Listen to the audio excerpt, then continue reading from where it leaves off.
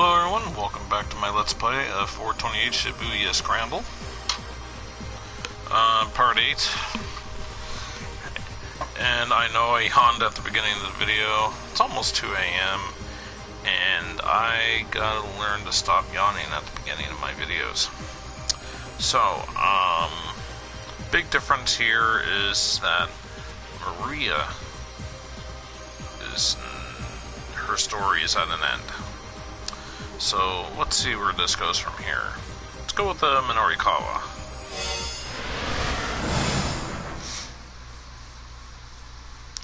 The TV news Okay. I was just like, wait a minute. I'm not muted by chance, am I? Nope, I'm not. The TV news continued to report on how Mamoru Tanaka had been killed in the minivan explosion. What? What does this mean? Chiaki blinked in confusion. I mean, Hana told us herself that the van explosion was her father committing suicide. Didn't she? The only explanation I can think of, Minorikawa replied, is that Hana was lying. He scratched his head as he considered the situation. But why, Chiaki said. Ozu let out a snort. Well, it would seem Mr. Toyama had her lie in order to deceive us. What an upstanding individual, using his own daughter to buy himself some time. Minorikawa wanted to yell at the guy, but he managed to hold his tongue. The important thing was that Toyama was still alive, and if he was still alive, then there was still a way to save Heaven Publishing. They get the current issue out on time, with a big scoop win in the wings for the issue after that. From there on out, it should be smooth sailing. She's cute though, I'll admit that. I like that tie on her. Anyway, well, no matter, Ozu said. Seeing as Mr. Toyama isn't dead after all, we'll just wait here for him. He sat back down on the sofa. But Sagawa leaned threateningly toward Chiaki. Hey, he snarled. You sure you don't know where the guy's hiding out? I don't, Chiaki shot back. And even if I did, I'd never tell you. Say what now? He leaned in even closer just as as she stood on her tiptoes in defiance, and their foreheads collided with a dull thud. Both reeled back, clutching their heads in their hands. Just calm down, Chiaki, Minorikawa said as he began rooting through Toyama's desk. For now, I'm going to look for clues to where Toyama might have gone. You just focus on working on your article. Oh, Ozu raised an eyebrow. Getting all cooperative now, all of a sudden, I see. I want to change up the plan for next month's issue, and I can't do that without the editor-in-chief's approval. What Minorikawa was actually looking for, however, was a back issue of 4-Star General Gossip. He was pretty sure the article on Osawa had been printed in the magazine in inaugural issue. If he could find that scandalous piece that the scientist had asked for, he'd also be able to get his big lead about the power balance of the world being at stake. And if he could get that, not only would next month's issue be a sure thing, it was a good bet that sales figures would go through the roof. He found a file folder full of early material and quickly flipped through it. It didn't take him long to find the article. Floundering Okoshi Pharmaceutical arranges marriage of political convenience. The large headline practically jumped off the page. Minorikawa quickly read over the story. The basic gist of it was this.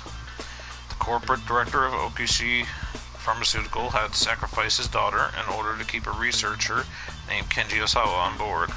The daughter, however, had previously been dating another man.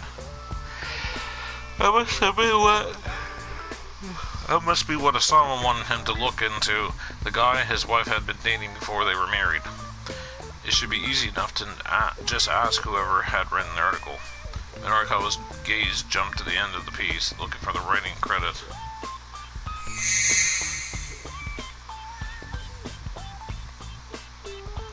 The piece had been written by Toyama himself.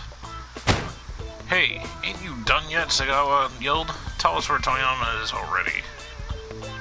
Yeah, Minarikawa thought. We're going to need to do something about these guys. Still looking into it, he said. Just hold on. He made a show of opening and closing various desk drawers. The drawers themselves were packed with a jumbled mess of electrical and gas bills, noodle house delivery menus, and the like. Look faster, Sagawa growled. But now Minarikawa decided he better butter this guy up. Maybe he could mollify this guy by having some noodles delivered for dinner.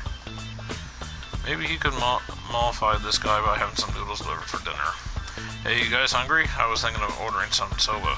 And this ain't no time for that, Sagawa snarled. Besides, we just had some soba anyhow, and it was awful. Don't talk to me about noodles. Sagawa launched into a shadow boxing session as if trying to punch out the provider of his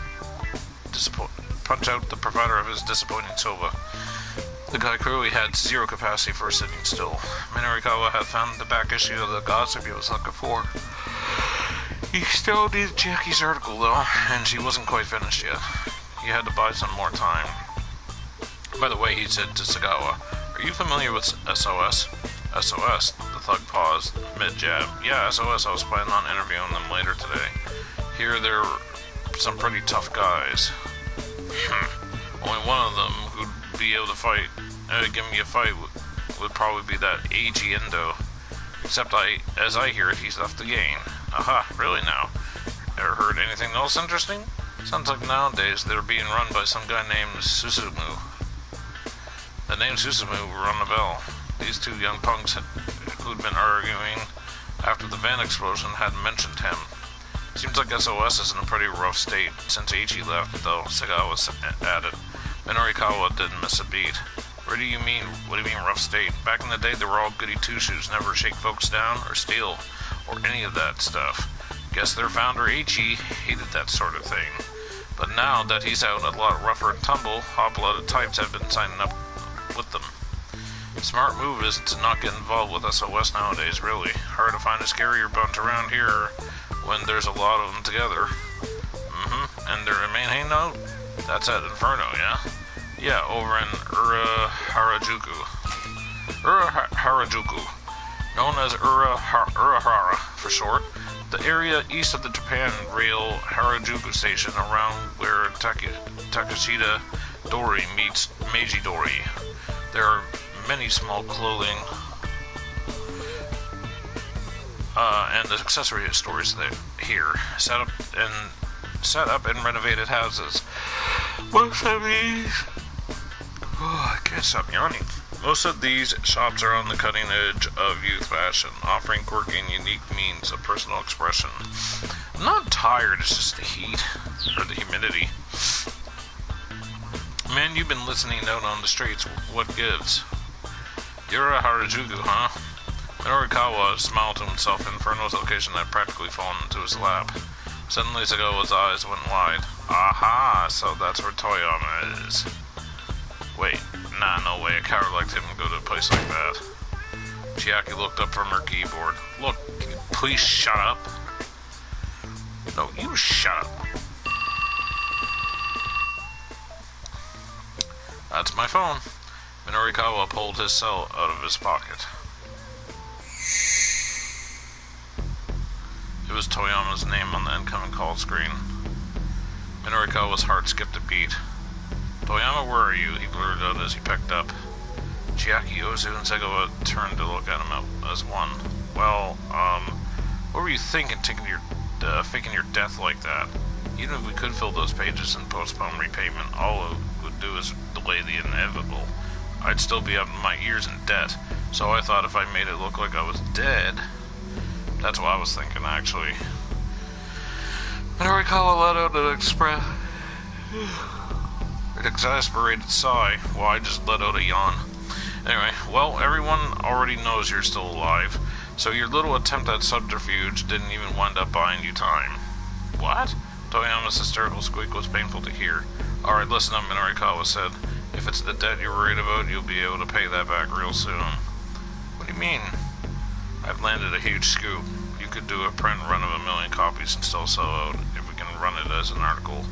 Toyama perked right up. Wait, you really mean it? I'll give you all the details, just get your butt back here. But aren't those loan sharks there at the office right now? Fine, then I'll come to you. Tell me where you are. The two thugs crowded near, a predatory gleam in their eyes, and Minorikawa had a flash of inspiration. Got it, he said quickly before Toyama could respond. Miyashita Park. I'm on my way now, don't go anywhere. Ozu and Sagawa grinned at one another, then bolted out the door. Minorikawa said as their footsteps receded. Those guys took the bait. I sent them to Miyashita Park. He allowed himself a cocksure grin. Right then, so where are you really though, Toyama? You imbecile. I am at Miyashita Park. What? Minorikawa fought the urge to pull his hair out. What the hell are you doing someplace like that? Why the hell did you tell them Miyashita Park? I thought it would be a clever ruse. Well, it wasn't. This is no time to be fighting, Chiaki butted in. Yeah, you're right, Minorikawa scowled.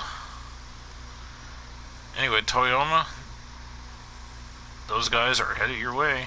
We need you to get out of there and go someplace we can talk. I can meet you there. Okay. They needed someplace safe and public where they could speak freely. Someplace where the staff wouldn't be overly nosy. But where? Minorikawa thought. The familiar cafe by the station was a natural choice. Calling the noodle house from the menu he'd seen earlier, he opted for that. Nothing suitable came to mind, probably Toyama should decide. Let's go with B. Calling the noodle house from the menu he'd seen earlier, he opted for that. Dogen Hut, huh? Toyama rumbled the words under his breath. What's the matter? Is there a problem with that? No. Alright, I'll meet you there.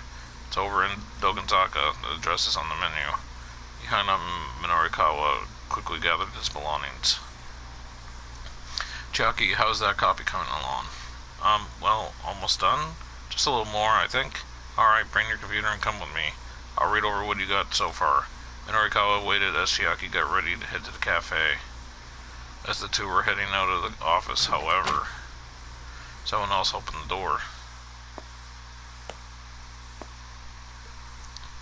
You got 14 minutes and 57 seconds left to send to press. The writer submits to the editor submits to the designer. This is the next step in the whole handoff process. Naturally, being late for this causes quite a lot of trouble. 56, 55. A slender man with a gaudy necktie entered the room. It sat down at the nearest desk, staring fixedly at his pocket watch. Minorikawa narrowed his eyes dubiously. Who the hell are you? Always make sure you to follow up on 15 minutes ahead of the appointed time. That's just common decency. The man gave no indication he even heard Minorikawa's question. I suppose I can wait here, he continued, just for another 14 minutes and 20 seconds. Mr. Mino? Is this guy talking about our submission? Chiaki stared doubtfully at the newcomer. Hey, you, Minorikawa asked. Are you from the printer? But the man did not reply. Don't ignore me. Are you from the printer? So the man remained silent. Minorikawa was furious. Look, cut the crap, he roared. In response, the man quietly reached into his suit pocket and pulled out his business card. My name is not Hey You. He handed the card to Minorikawa. It read, Cho Nippon Printing Co., Ltd., Sales Department, Division Number 1, Koichiro and Katayama. I'm Koichiro Katayama, newly assigned to Heaven Publishing. A pleasure to meet you. My predecessor is in the hospital due to a car accident. Sachio Yasui, 39 years old, single, longtime veteran at Cho Nippon Printing. Rather timid by nature, the strain of dealing with publishers makes him sick to his stomach. At around 1:10 p.m. earlier today, while driving to meet with one of his clients, he had to swerve to avoid a young man and woman who darted in the street. He crashed into the car next to him and ended up in the hospital.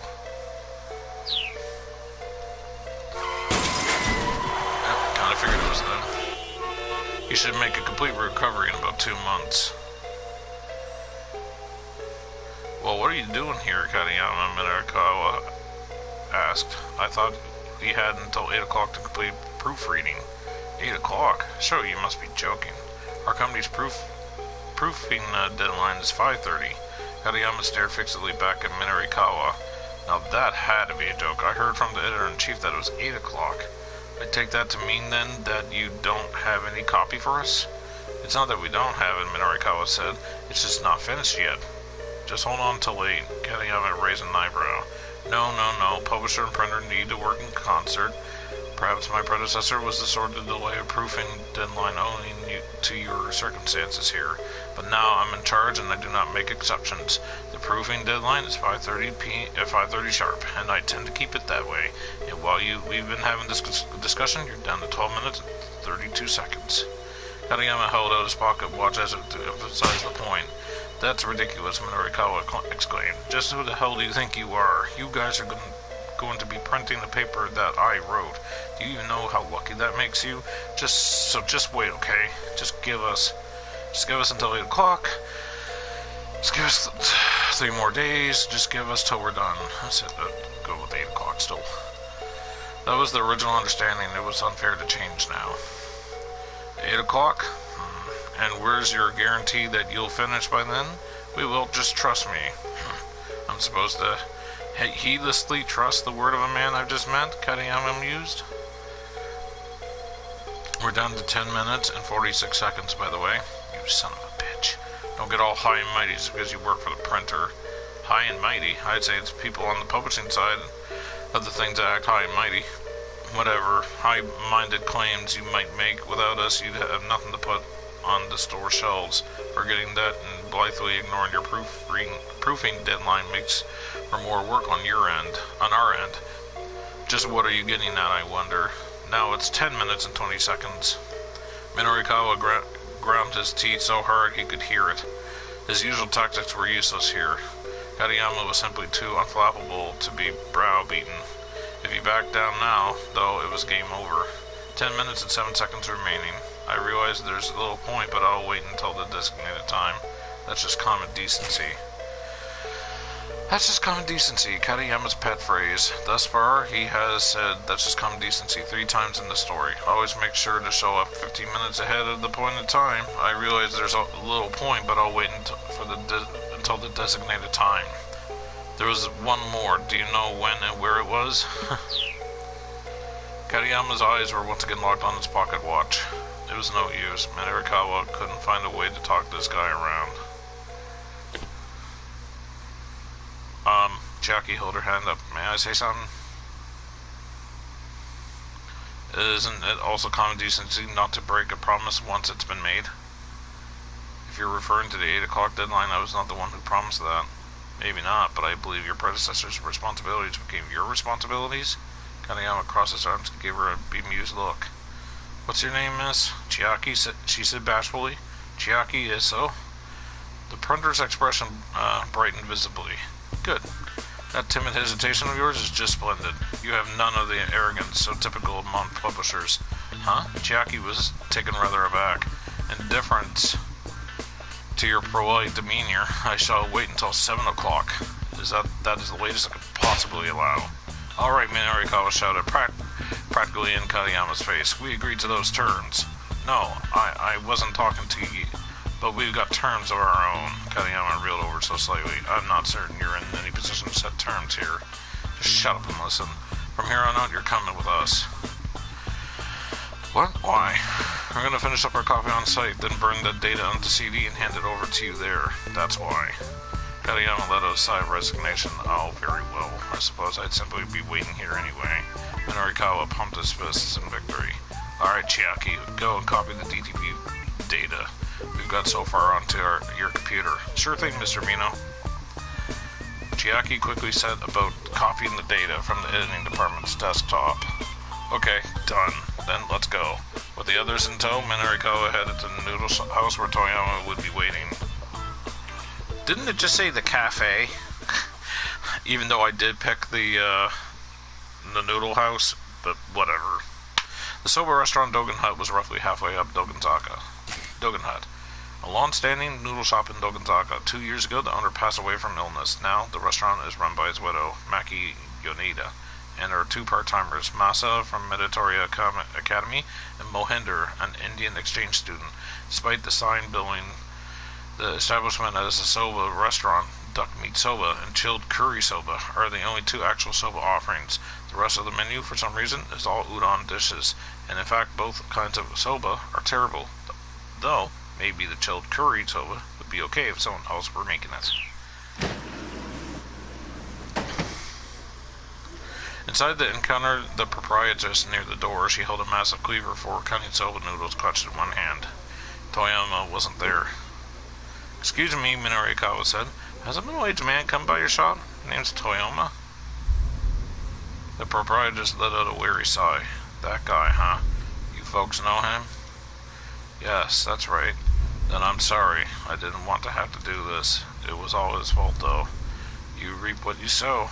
Minorikawa didn't know what she was going on about, but suddenly he had a very bad feeling. "So then, Toyama was here?" he asked cautiously. "Yes, he came by." "Well, where is he now? Please tell me." "No, I have no obligation to tell anything to friends of Toyama's." Evidently, there was some bad blood between Toyama and this woman. "The real victim here is me." Her voice rose abruptly to a roar. "Now listen up good to this old woman's story." "I don't have time for this," Minorikawa thought. He needed to find Toyama as soon as possible, but instead it looked like he'd been stuck. Hearing of this angry woman first. "Alright, we're listening. Tell us your story."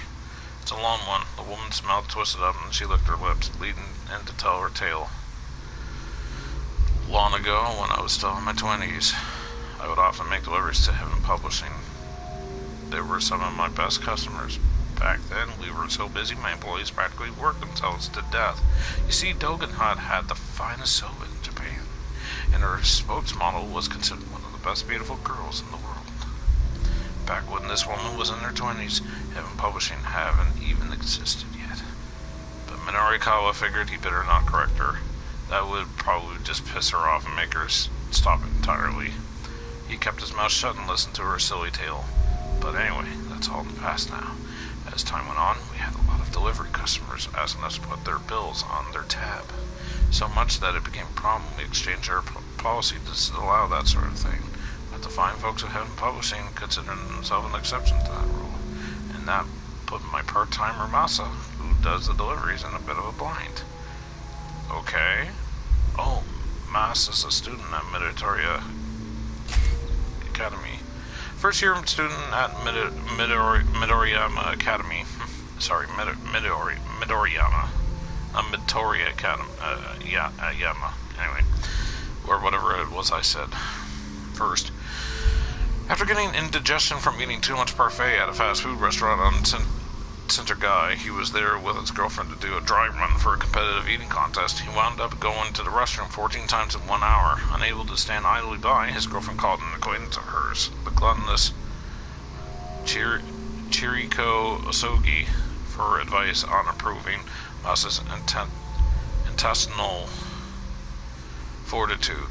It turned out, however, that Chiriko was planning to compete in the same contest.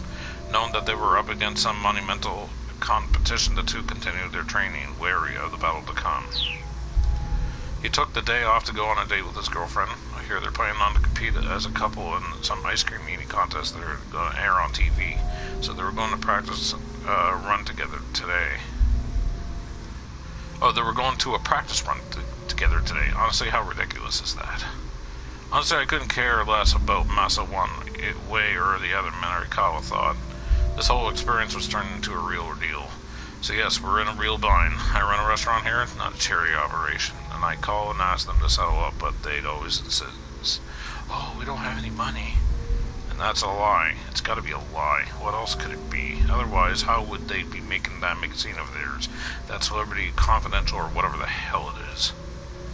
Celebrity Confidential was a weekly tabloid put out by Heaven Publishing's competitors. Minorikawa was just going to have to let that egregious mix-up slide. And that's not all. The proprietor spat. "Oh no, on top of that, their magazine's little gourmet Gab's corner, or whatever they call it, ran a scathing review of us. After that, customers started keeping their distance, and I aged 20 years practically overnight. Gourmet Gab's was a column that ran a Celebrity Confidential. There was nothing the sort. and for start general gossip. This woman had clearly gotten the two magazines mixed up somehow. Awful. Just awful, isn't it? All I wanted to do was make soba for people to enjoy. And so to be treated like this. To be treated like this. The woman had started to sob. The cleaver began to waver in her trembling hand. But then, earlier today, these two Yakuza fellows came by. Said they were looking for Toyama from Heaven Publishing. Guess they saw one of our menus at his office and figured he might have come by. She had to be talking about Ozuna Sagawa. They've both been nearby when Minorikawa was rooting through the desk drawers. They must have spotted the menu then. I told them he wasn't here and hadn't ordered delivery in some time, so they said that if I happened to see him, to give them a call. Now I was going to just turn them away. They looked like a pair of nasty loan sharks. Toyama would never be able to pay off his tab if they caught him, and so I told them as much. The proprietors lowered their voices before continuing, but they said they'd be most appreciative if I could let them know. Even offered to pay his tab for me if I did, and well, that's pretty much settled it. So let them give me their phone number. Minorikawa's face went pale. This lady had been bribed by those two thugs. And so I guess you figured it out. A little earlier, Toyama dropped by looking looking like he was trying to lie low. So it all came together. I snuck back out and gave those two a call. And so here we are. You guys were just a hair too late. Oh, crap. Toyama had been carted off by the moneylenders. Minorikawa had to find him right away. Mr. Mino, Chiaki squeaked nervously. We have to hurry and go look for him. Yeah. Minorikawa and the others headed for the door. Wait. The voice sounded as if it echoed from the very depths of hell. Minorikawa and the company stopped in their tracks.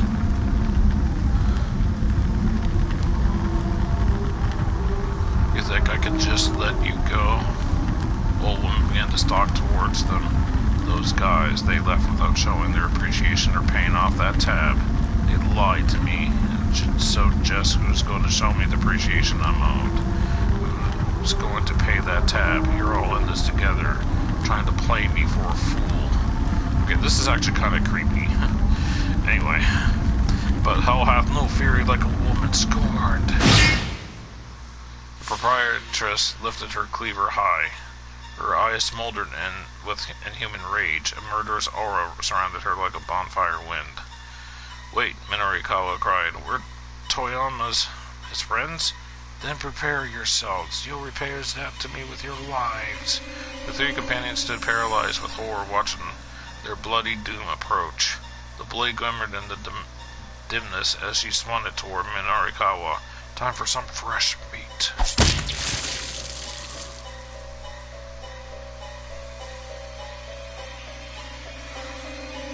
Minorikawa, Chiaki, and Katayama screamed, their cries echoing clear across Dogensaka. Yikes. Bad end. Tragedy at the Noodle House.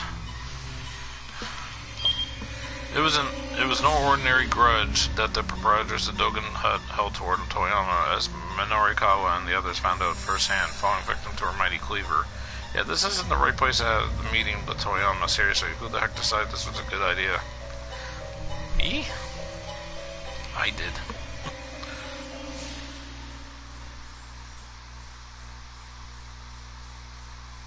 Oh, bad times. 1700 block.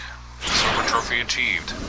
So there's a trophy for getting them in each block from the starting, time of, 10 or 11?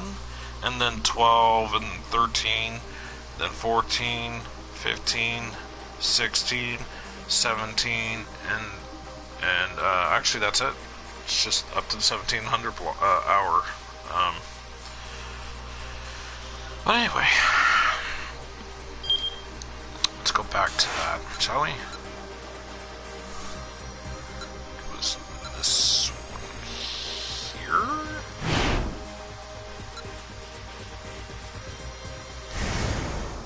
Was it this one? I can't remember.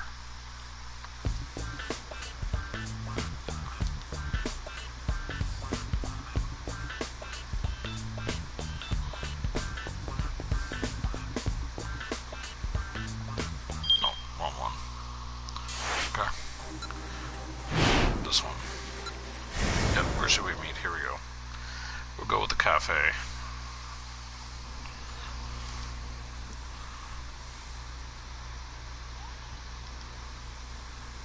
The familiar cafe by the station was a natural choice.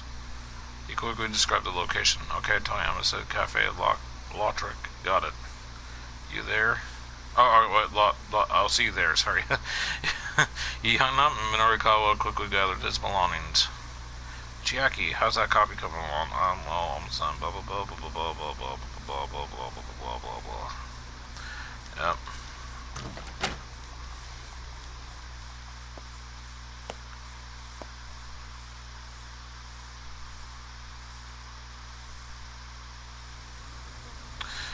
Already read this stuff.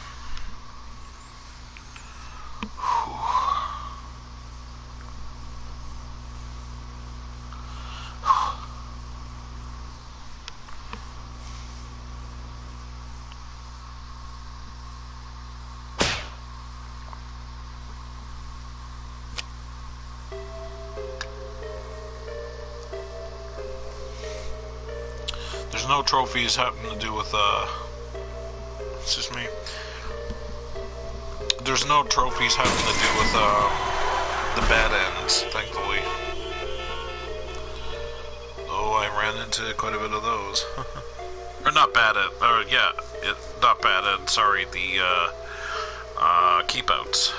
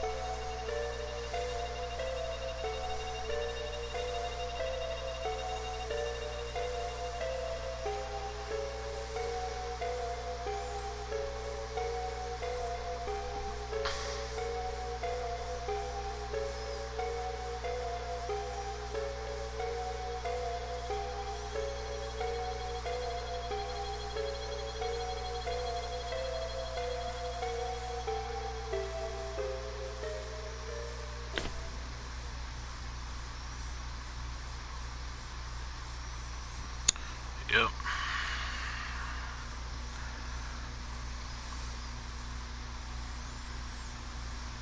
Go sweating bullets here.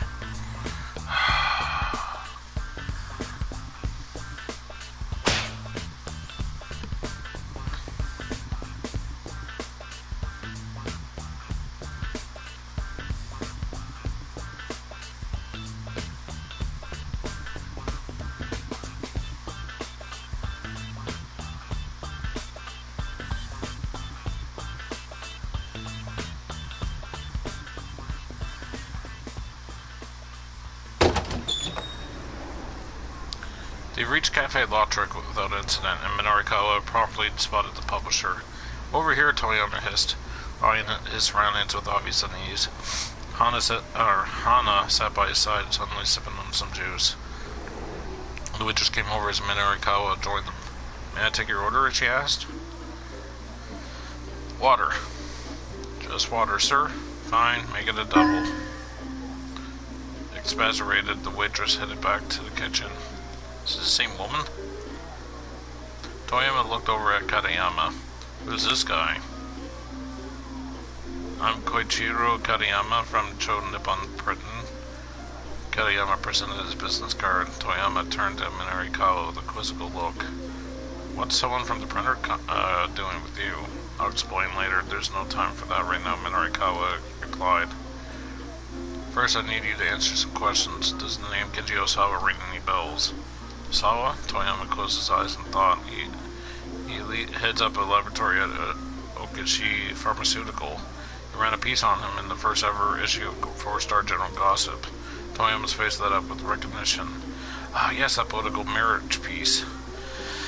Yeah, that one. Do you remember the details from that article? Of course. Who do you think I am? Toyama puffed himself up proudly. I used to be local news copy editor for the Central Times. I've got the details for all the stuff I read ever covered here in my head. In that case, do you know who Kenji Osawa's wife was dating before they got married? Toyama blinked his eyes vacantly. Yeah. Or hey, what's the matter? Minorikawa asked. This is a pretty tough pop quiz you're giving me. Pop quiz. Surprise kids, it's time for a science quiz. What colorless, odorless gas lighter than in air and used for consumer municipal gas applications is also known as marsh gas or swamp gas?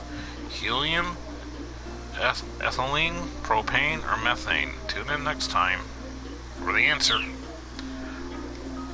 Cut the crap, man. You just said you had all the details inside your head. Oh, they're in there alright. They're just not coming out. Minorikawa slumped. Mr. Toyama, please. Whether or not you'll be able to pay off your debts depend on your memory here. Hearing this, Hana cast a cold glare up at her father. Alright, I can remember, or I can at least try. Toyama folded his arms and hummed to himself. He gazed inward, his gaze turned inward. So I feel like it was a really common name. Sato, Chiaki chirped. Yamada. Was it either of those? They're pretty common names. But Toyama shook his head. Minorikawa offered a guess of his own. To go with Tanaka. Tanaka. No, not that. It was something else. Just then, the television inside the cafe switched over to a news report on the Shibuya explosion. We remained to the individual covered within the minivan itself, who has been identified as pharmaceutical company executive Mamoru Tanaka. Mamoru Tanaka. Toyama turned around to look at the TV. An image of the victim's face appeared on the screen. Blah, the publisher blurted, nearly falling out of his seat. That's it, it was him, right there. Mamoru Tanaka, that's what I said. Tanaka. Toyama pointed excitedly at the TV screen. That's who Kenji Osawa's wife was dating before they got married.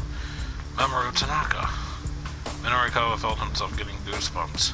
The victim of the terrorist bombing in Shibuya was also linked to the researcher who was a key terrorist viral scare? Oh wait. Was also linked to the researcher who was key to a terrorist viral scare. His reporter's hunch was now a certainty. Right now, Shibuya was at the center of some massive conspiracy. This went far beyond even a major scoop. Mr. Toyama, we need to make sure that next month's issue hits shelves. I wonder what that is. Minorikawa called up Kenji Osawa to let him know the results of his little investigation. Let's see what that's the time at. 17:35, 17:40, okay. The man didn't seem terribly surprised. Probably he'd had his suspicions all along. Osawa told him that there was something he needed to do before he was ready to give details on the big scoop, but he would call back later. In the meantime, Minorikawa knew he'd have his hands full getting the current issue of the gossip wrapped up for the 7 o'clock deadline. He slapped his hands down on the table. Alright, emergency editing meeting right here, he announced. We need to get a lead on the Shibuya terrorist bombing into the next issue. The article about the twins winning the beauty contest can be dropped for that. We'll use the info from Kenji Osawa as the basis of our big scoop the next issue after that. Mr. Toyama, any problems with that? No, that should be fine. But what about the remaining pages for next month's issue? Minorikawa opened the file on his computer. The layout built of the DTP came up on the monitor. The report on the Burning Hammer sales demo. The surveillance camera opinion piece. Interview with Array.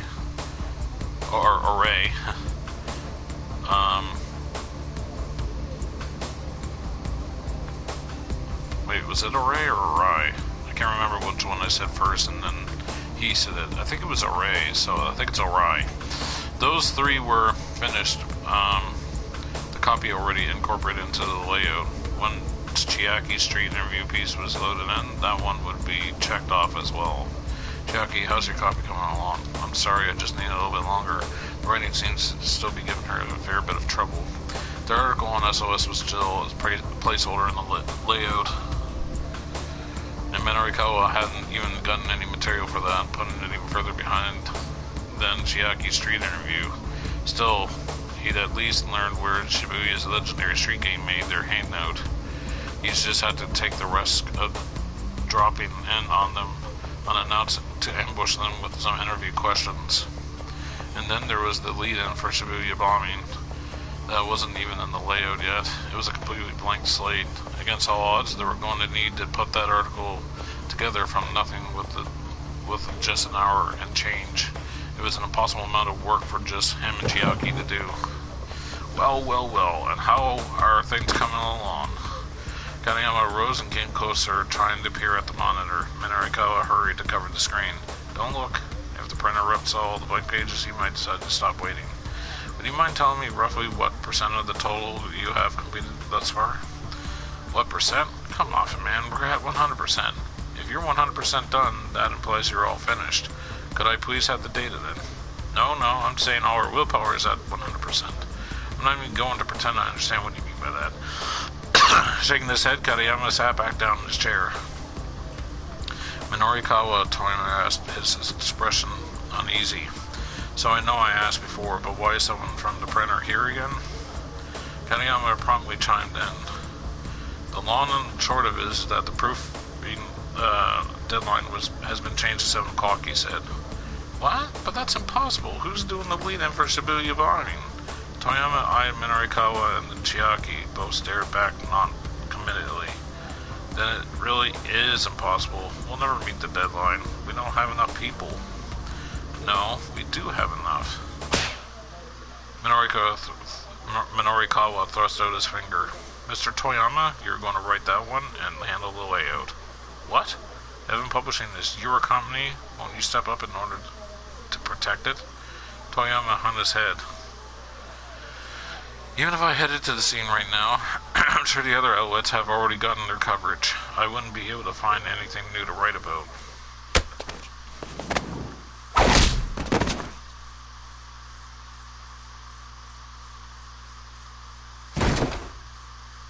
And so you're just going to give up?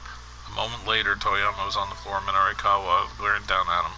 You've always said you wanted to tell the world about the things that mass media can't or won't write about. So what the hell difference does it make that you've already gotten the sound bites thereafter? Minorikawa's voice was raw with emotion. Don't you dare give up. Not that easily. Get your ass out there. Find something that only you can write about. Minorikawa. Toyama began to object, and then he glanced over at Hana. There was an imploring look in her eyes as well. More like, you better goddamn do it or I'm pissed kind of like look. Anyway, even for a 10-year-old.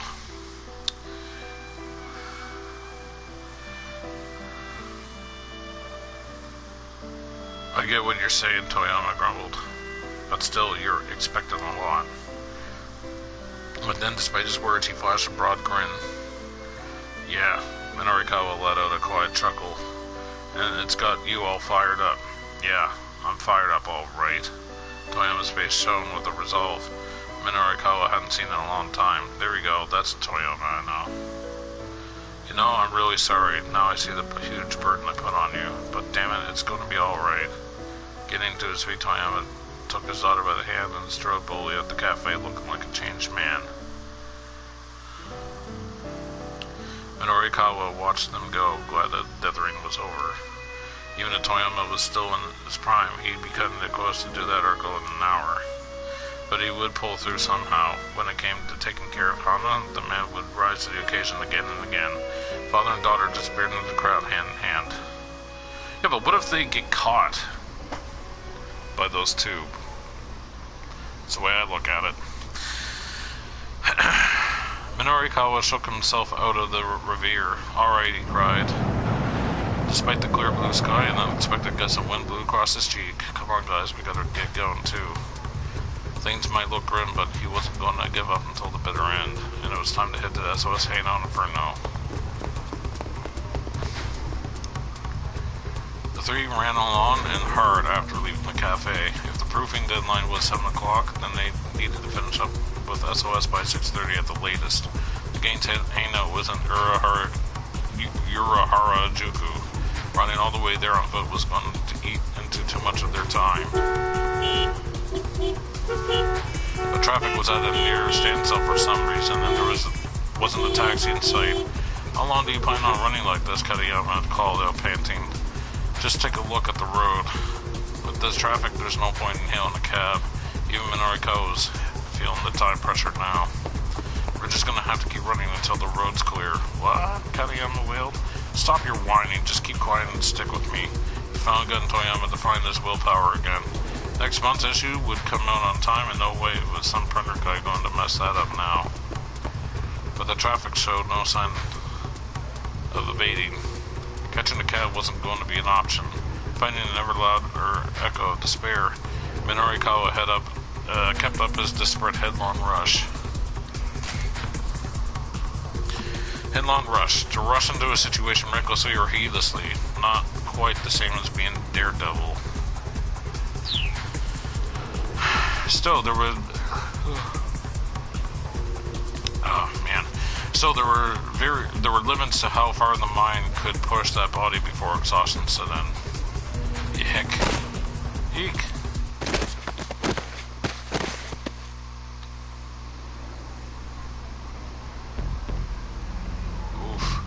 As they were running across a pedestrian overpass, Chiaki slipped and took a nasty fall. She skinned her knee hard enough to draw blood. Hey you, Minorikawa snapped at Katayama. Don't just stand there, help with the poor girl already. Katayama scurried over to Chiaki. I'm sorry, Mr. Mino. Chiaki's voice bumbled with suppressed tears. Maybe it was cruel to make her run with her computer all the way to Harajuku. But the copy for her interview still needed to be looked over. They couldn't just leave her here. Minorikawa hesitated and decided even at full run they wouldn't make it in time. And with traffic the way it was, there was nothing they could do. You now have, Katayama consulted his pocket watch, exactly 1 hour remaining. Damn it, Minorikawa raged. What do we do? Restlessly, the clock ticked on. To be continued.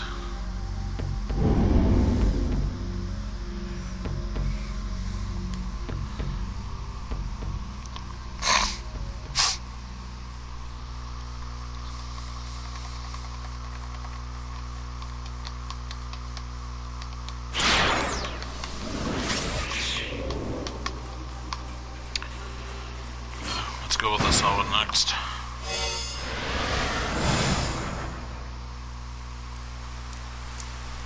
The rain won't let up.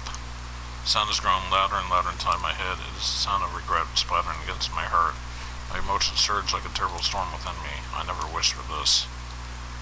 Never expected my heart to be dragged so far beyond my control.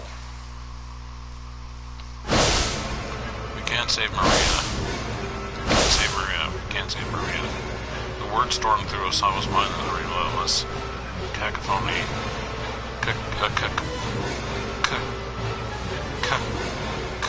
Cacophony? Yeah, must be that. He called up images of the bodies from the human testing trials on his computer monitor. Couldn't help but imagine his daughter in the same gruesome state. In just a few more hours, Maria would begin hemorrhaging blood and die just like the people in these pictures had. Can't save Maria. Can't save Maria. Can't save Maria. He couldn't shake the words or the reality from his mind. Damn it. Damn it. Damn it.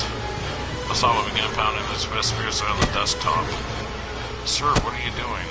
Kajiwara tried to intervene, but he kept on pounding away.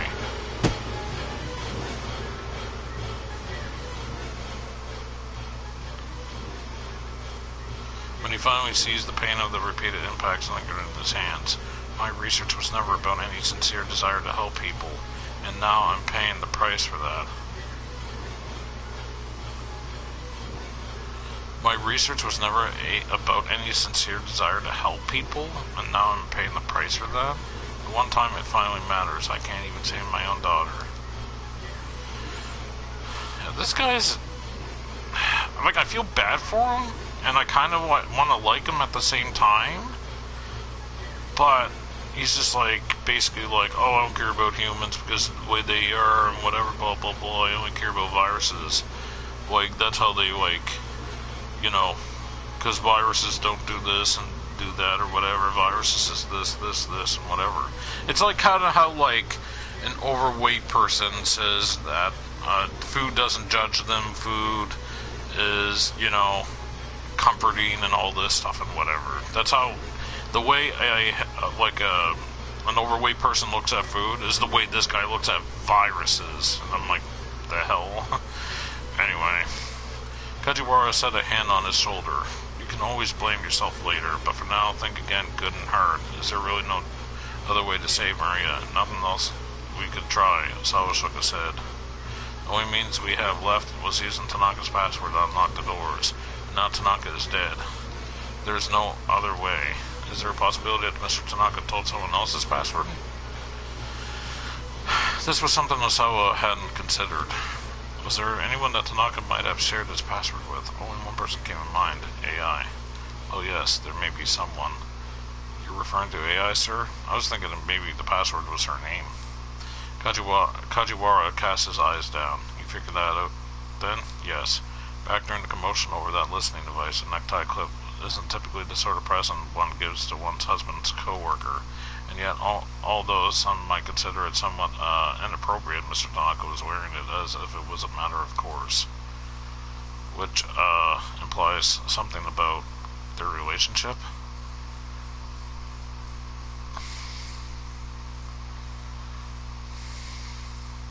Kajiwara's voice trailed off. He coughed apologetically and tried again. I realize it's an awkward situation, sir, but please check it with your wife. Even if AI does happen to know the password, that does us no good if Maria gets quarantined someplace we can't reach her. I understand, Mr. Osawa. I'll bring Maria to you then. I'll do everything in my power to make that happen. The detective then produced a bunch of bananas from his pocket. These are all left over. You're more than welcome to them, sir. Despite his gentle smile, the rest of his face was firm with resolve. You said you didn't care whether other people understood you, didn't you, Mr. Osawa? Osawa nodded guardedly. At the risk of being presumptuous, sir, I understand you, Kajiwara said. I used to be quite the workaholic myself. You're just like me, innocent and awkward. Just like me, and on another occasion, Kajiwara was shocked to run into a man who looked just like him.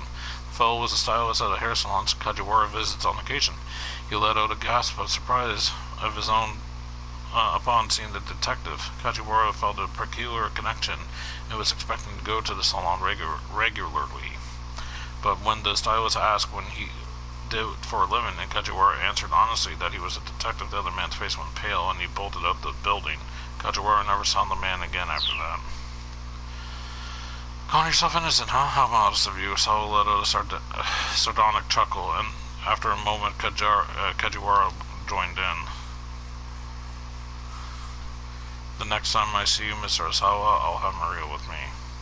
The detective gave a slight bow and then left the study, a look of determination on his face. Osawa watched him go with admiration. No matter what trouble arose, the man always looked for something he could do. He really was a fellow who knew how to hang tough. Compared to that, Osawa couldn't even articulate his own self-disgust. And after asking AI about the password would also mean inquiring into her relationship with Tanaka. The prospect was daunting. Venturing into the emotional territory of another person was his weakest suit. He left the study, but somehow found himself making his way to Maria's room, and not AI's. He realized that he hadn't been into his daughter's room since a certain rainy day, years before. I stepped quietly inside and saw Maria's world laid out before him. A small photo was set atop her neat and tidy desk. It was a close-up of someone's hands doing a cat's cradle. Whose hands were they? From the skin tone, they didn't appear to be Maria's. Excuse me. Several more photographs were pinned to a corkboard that hung on the wall. They were snapshots of people and townscapes from the Middle East. One glanced at them and Osawa felt like he was back there for a moment. The images weren't necessarily aesthetically pleasing, but they all looked like they'd been taken by a professional. When he spotted the last photo on the corkboard, however, he was certain that Maria had taken them all. The last picture was of Osawa himself. He was facing the camera holding some luggage and flashing an awkward smile. It was a comical, affectionate image. He'd never known that photography was one of his daughter's hobbies. No, this was beyond a mere hobby. Did she perhaps aspire to be a professional photographer one day? She certainly had the aptitude for it from the look of things. Maria, a photographer, as he mulled the idea over, Osawa felt his chest tighten. Right now, it looked like Maria's hopes and dreams were about to be snuffed out. Her future consisted of bleeding to death to a short few hours from now. Osawa stared vacantly out the window. The view from Maria's room remained unchanged from so long ago. Again, that rainy day crept back into his mind, as vivid as the present.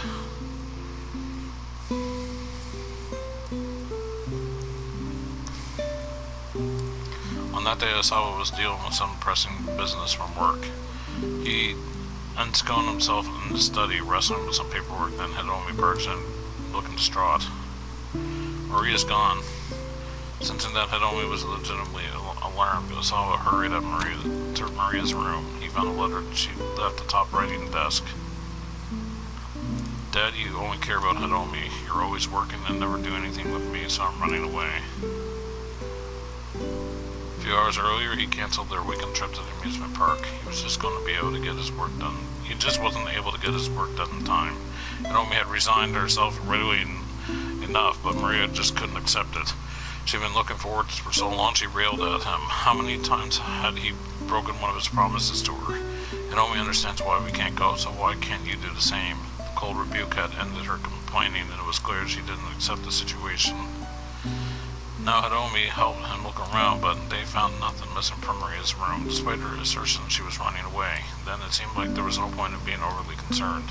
Maybe she's at the park she always goes to? Hiromi looked worried. The park was roughly a 25-minute walk from the house. It would only take about an hour for Osawa to get to her and bring her home, but an hour was more than he could afford and spare right now. Dad, I think she's waiting for you to go after her. Osawa didn't need Hiromi to tell him that. He knew it well enough that it was galled him so much about the situation. Why did she have to pull something like this precisely when the work was at its busiest? He'd done everything he could as a father since his wife had passed away. Why couldn't his daughter see that? It's all right. Your sister will come back. The rain was coming down pretty hard outside the window. Do you think she brought an umbrella? Hiromi asked anxiously. I don't know, but with a rain like this, she'll come back home soon enough. He spoke the words for himself as much as for Hiromi. Then he headed back to his study and got back to work. Several hours went by and still Maria did not return. The rain had gotten even more intense, to the point where Osawa could hear it in his study. He was so concerned about his missing girl that he couldn't focus on the work, but he stubbornly refused to give in and go search for her. Several more hours passed, and last, Maria appeared at the front door soaking wet. Osawa met her silently in the entryway. Wet strands of her hair clung to the girl's forehead as she looked up at her father with a bitter glare. You don't care what happens to me, do you? Immediately, Osawa smacked her across the cheek with the flat of his hand. It was the first time in his life he'd struck anyone. He hadn't known such a violent impulse could exist inside him. Maria stood there, her hand pressed to her cheek. Tears welled up in her eyes. She began to tremble. On her lip was a small bead of blood. A flood of guilt and regret rose up inside Osawa, as if he'd just shattered some intricate piece of glasswork. How could I do such a thing? He clenched his shameful hand to a fist, and in that moment he was afraid of Maria, afraid that his daughter could bring such raw emotion out of him and make him do something so thoughtless. But even more, he was afraid of how stunted he was as a human being. Was someone like him really fit to be a parent? What kind of future could Maria and Hiromi hope for with a father like him? That was why he married AI, as Makino had proposed. Having a mother he decided would help keep his family together, despite their sad excuse for her father. But in doing so, Osawa had dug a psychological ditch between himself and his daughters. A deep ditch so that he could keep his daughters from being hurt, so that he wouldn't hurt himself. Now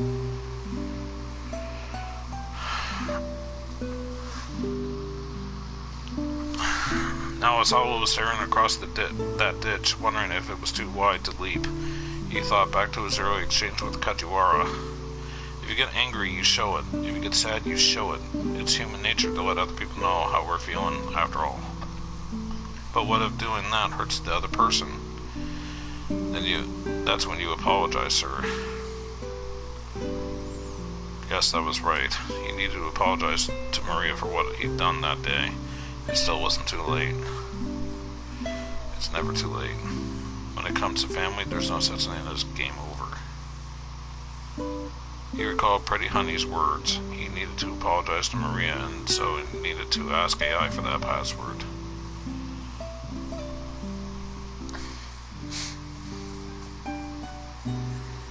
Osawa was going to have to face his wife.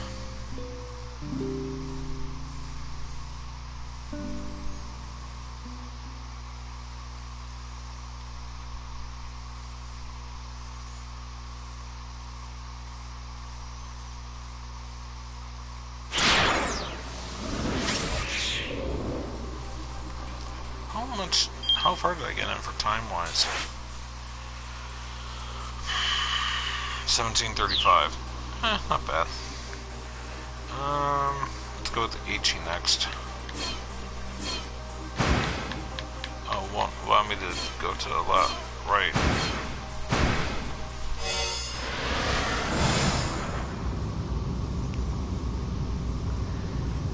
Ichi told Stanley and Hiromi what his father had done.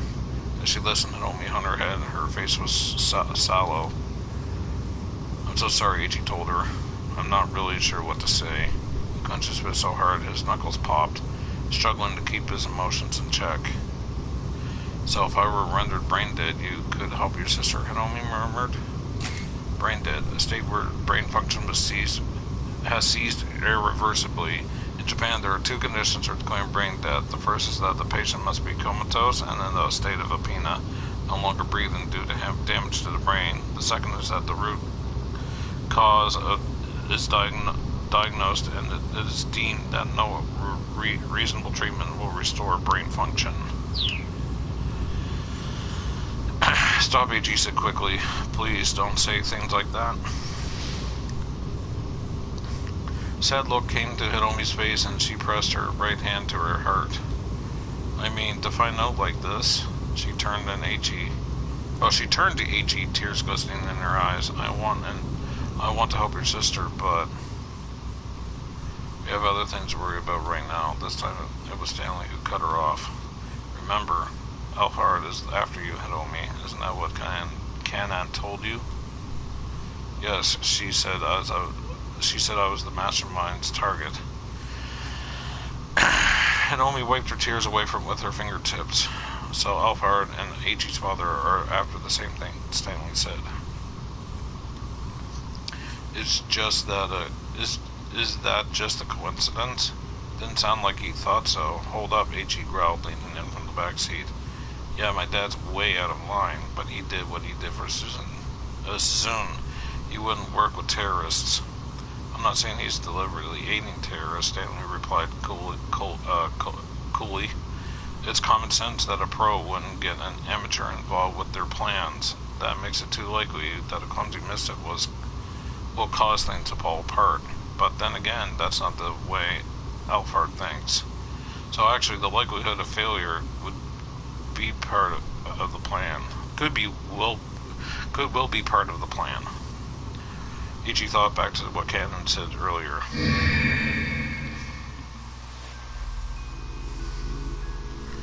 If you achieve your goals using accidental means, the outline becomes blurred, and it makes it harder for anyone outside looking in to grasp what the actual plan is.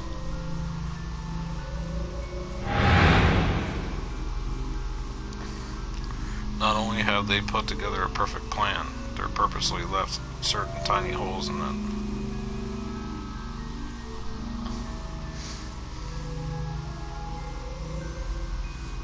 So if we assume the plan has failed, this slip-up might be exactly what Alfred wants, Stanley muttered.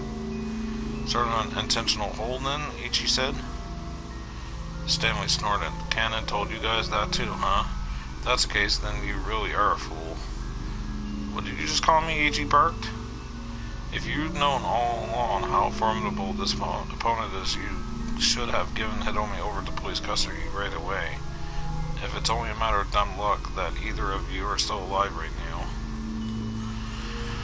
Look, luck or not, me and Hitomi have managed to get by safely. That's all that matters. What exactly is the relationship between you two anyway? Are you guys dating? Ichi and Hitomi exchanged glances. When Hitomi hesitated uneasily, Ichi decided he'd better speak up. No, it's not like that. We just happened to run into each other earlier today. Guess I'm not that kind of guy who can abandon someone in trouble. Can't abandon someone in trouble, huh? You sure you're not just trying to make yourself feel self-important? There are plenty of people out there that you can't see who are also in trouble, who are also suffering.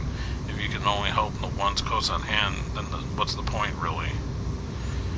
The world's a lot bigger than you can imagine. There's a lot you're blind to.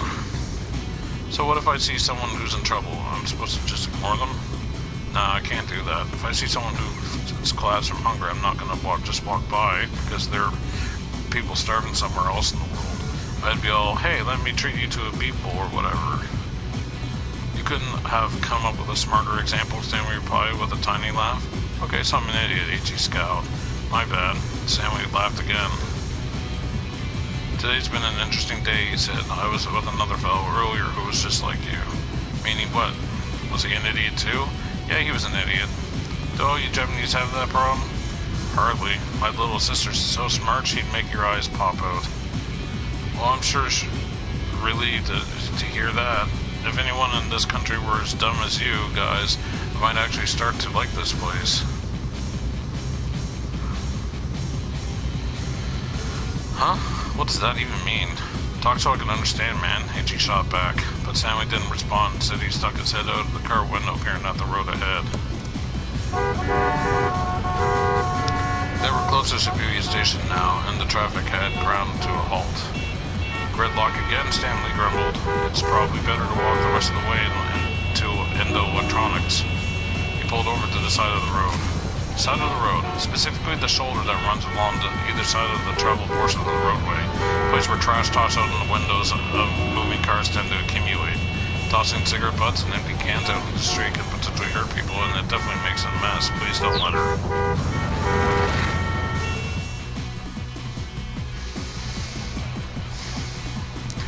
Ichi got out of the car feeling his guts gnawed up with worry. Pretty soon he was going to have to confront his father.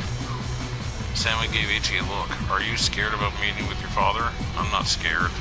First things first, I'm gonna punch him right in the face, and then we can have ourselves a chat. Don't let your emotions get out of control. Your father might be one of the key players in this case. I don't give a damn about that. Ichi took Hitomi by the hand and started walking.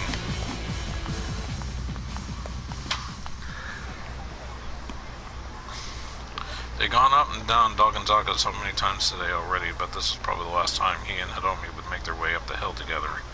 His anger rising, Ichi picked up speed as he marched onward, wanting to confront his father as soon as possible. Ichi walked at an easy pace, wanting to delay the end of their time together just a little longer. I'm gonna go with A. Into this anger. His father was wrong. Even if he was acting to save Suzune, he was absolutely wrong. A crime was a crime regardless of the motive. This was a crime his father needed to atone for, and if he resisted, Ichi would take him down, even if he had to use his fists. Even if I have to use my fists.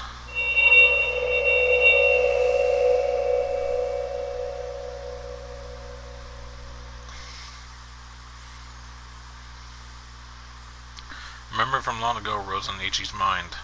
Pure white karate GI. Crossing a note with his left fist. Daisuke collapsing to the floor. One of many memories of his father that Ichi could not forget.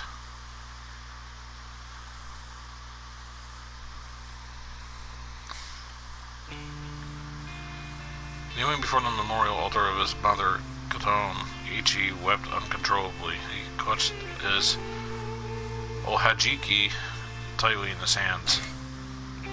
Ohajiki, a toy made of small coin-shaped glass beads, somewhat similar to marbles. The typical in-game involves flicking one pieces into another opponent with a fingertip. Specific rules vary greatly by region. Never heard of that before. Even though it's glass, it looked pretty though. Ichi had always been rather clean with his mother. When she was alive, she had often joined him for ohajiki, origami, and the like. On this particular day, Ichi had come home miserable after getting bullied by the neighborhood kids for acting like a wimp. Ichi, he turned to see his father holding 2 cups of shaved ice. Come here for a bit. They sat on the stairs together, eating their sweet frozen confections. You want to get tougher? Dasuke's words were soft and simple. How about you and me get tougher together? Ichi looked up at his father, frowning in confusion. How are we going to do that? Well, for starters, how about we learn some karate? Karate? Ichi's face twisted up unhappily at the idea. He couldn't even imagine himself punching or kicking anyone. It'll be alright, his dad said. I'll go with you, don't you worry. Daisuke flexed one of his scrawny arms. His biceps bulged up the tiniest bit. Ichi was well aware that his father wasn't much of an athlete. There had been athletes try that again. There had been an athletics meet at his grade school. Even now, the memory of Daisuke tripping clumsily during the parent participation relay was burned into Ichi's mind. Parent participation, a type of children's event where the parents who have come to watch their children compete are asked to join in with them. Daisuke took part in the tug-of-war only to get tangled up in the rope and dragged over the line. Ichi was understandably discerned by his father's embarrassing display, but after eating the lunch his father had made for him, spirits quickly returned. Daisuke had made rice balls with clumsily that were clumsily oversalted, but Ichi could tell how hard he'd worked to prepare them. I mean, if you're gonna be there. So the two began training together at a local karate dojo. Ichi put on his white GI and fastened his obi tightly. As he did so, he felt as if his feelings were being anchored in place as well. Ichi ni san. Ichi's GI sleeves made a whooshing sound as he thrust out his fist in time with the sensei's chant. Even simple kata practice made him feel like he was getting stronger somehow. His dad, having left Susun in the care of their neighbors, was working up a sweat alongside him. But he was out of shape and his technique was shaky. He was soon exhausted and went up to lean up against the dojo's wall. Ichi stepped out of the training circle and called out to his father, Dad, are you okay? Yeah, I'm just gonna take a little break. Daisuke sounded like he was on the edge of hyperventilating. Thanks, Dad. Huh? What for? For asking me to come to take karate lessons with you. Ichi was sure he never have dared to go to the dojo alone. Hey, just so long as you're liking it, now go on and get back to training. With a deep bow, Ichi resumed his kata practice. As they were walking home from the dojo, Ichi turned to his father. How come you want to get stronger, Dad? He asked. I mean, you're not getting bullied by your friends. Daisuke was quiet for a few moments before answering. His words come out awkward and embarrassed. I was picked on a lot when I was your age too, Ichi. I had a friend who would always come and bail me out. A friend? Yeah, a friend. A distant look came to his father's eyes. He was a real fighter. I always looked up to him. I wanted to be strong like him. His expression turned lonely. I don't get to see him anymore, though. Well, no, Ichi said. Did he die? No, nothing like that. Did you guys have a fight? Something like that. Daisuke smiled sadly. He stared out into the sky for a while before speaking to them again. His name's Tatino. My friend, that's his name. Eiichi's father increased his pace. Come on, he said. We have to go and pick up soon. After that, despite Eiichi's questions, Daisuke would say no more about his old friend.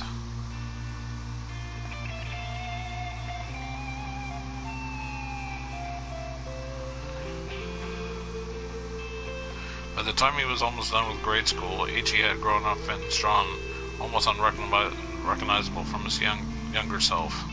Perhaps he had the physical knack in him all along. He was chosen as the representative for the boys' karate team, even managed to take second place in the national tournament. Nobody bullied Eiichi anymore. One time Daisuke suggested that the two of them do some sparring. Eiichi may have been a national competitor, sure, but he was still a great scorer, scoring off against an adult. His father had been training for close to 2 years now as well, and his confidence had grown accordingly. Eiichi had excited to be able to face off against his own man. Early on their karate training, Eiichi's kumite had seemed rather hopeless. He'd been shocked that his out-of-shape father was able to overpower him, but also pleased to get a sense of how strong the man was. This time Eiichi thought he might well lose again, but he was going to go all out. As they adopted their fighting stances, Daisuke's face was full of confidence. The instructor gave the signal to begin, and Eiichi opened with a sharp low kick. Daisuke didn't guard against it. The blow caught him in the thigh. It looked to Eiichi like he'd allowed himself to take the hit, not fearing the effect of a child's kick. Eiichi proceeded to unleash several more low kicks to the same spot. Bit by bit, Daisuke's face revealed his discomfort. Finally, he yanked his leg away. But that was when Eiichi realized his father wasn't letting himself get hit on purpose. He was just unable to keep up with the speed of his son's footwork. If that was the case, then Eiichi felt bad about exploiting his dad's weakness. He decided to leave his leg alone. Instead, he aimed a punch at his father's midsection. He was shocked by the impact as the blow struck home. He hadn't attacked with a great deal of force. He'd just thrown a light midsection punch as a check. But as Eiichi pulled back his fist, Daisuke crumpled to the floor, writhing in pain as he clutched his gut. Eiichi stared in disbelief at his own hand. That was the last day that Daisuke went to the dojo.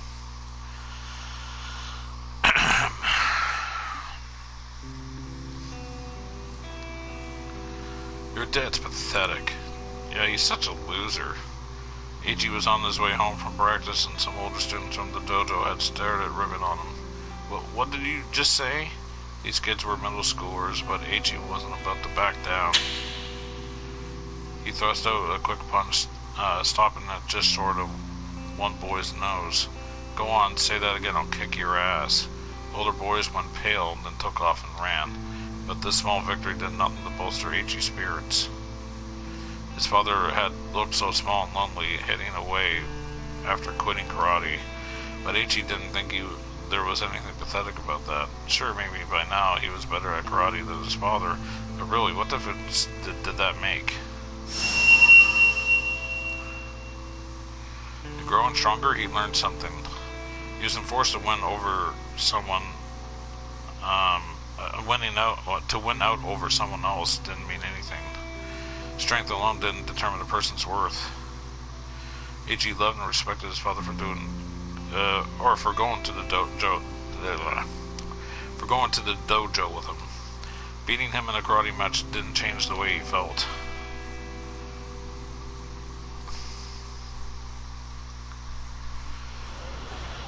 Eiichi resurfaced through his memories to hear Stanley talking on his phone. I see, so that's what's going on. Once we're finished with things in Dogonzaga, I'll head on me right back to the precinct. Curious, Eiichi turned to the American. Who were you just talking to? What was that about just now? My brain had known me in. Do you mean you're gonna arrest her? What was that about just now? Stanley's reply was clipped. I know what you're after now. What With that, Stanley proceeded to wrap up his phone call. Guess I'm not getting to get much out of this guy, Ichi thought.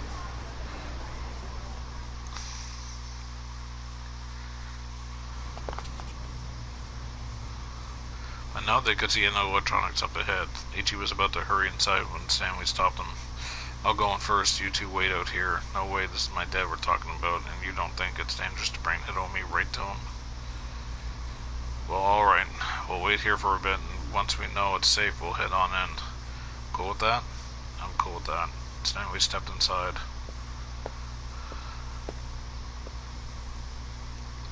Ichi pressed about, impatiently staring at the entryway. The palm of his clenched fist was sweating.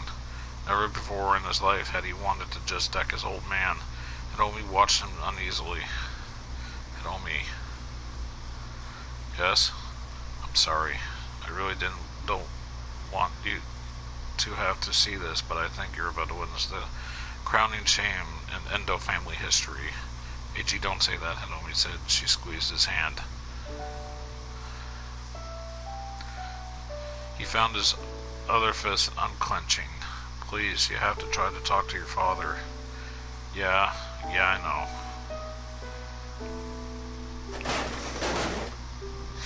Suddenly there was a loud crash from inside the building. The time for waiting had passed. Let's go. 18 had told me race inside. Barging into the living quarters without bothering to shed his shoes, he heard his father's voice coming from the workroom. Dad! Ichi hurried through the workroom door and saw Stanley holding his father pinned across the desk. Let me go, please let me go. Daisuke thrashed both of his legs. Stanley, please let my father go. I want to talk to him.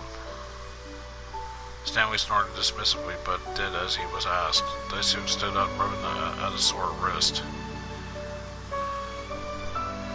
Dad, please, you have to tell me. Where's Maria? Maria? What are you talking about?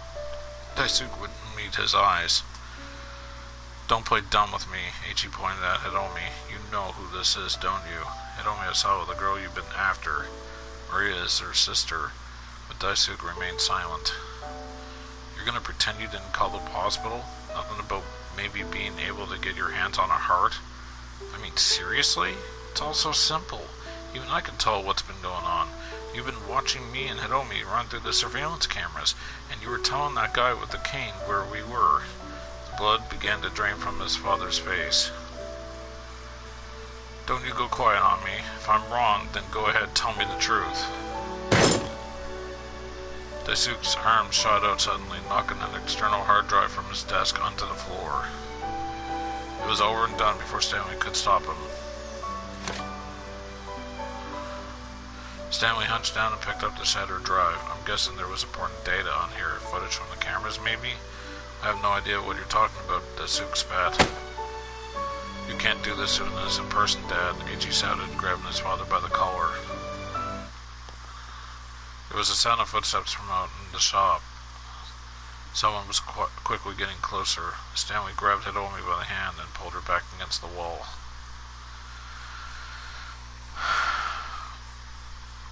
Ichi stiffened as he turned his gaze to the door.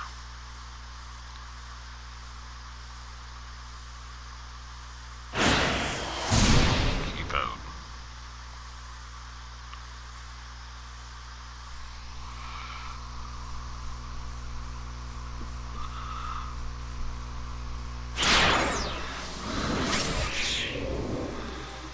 Alright, Kano's next.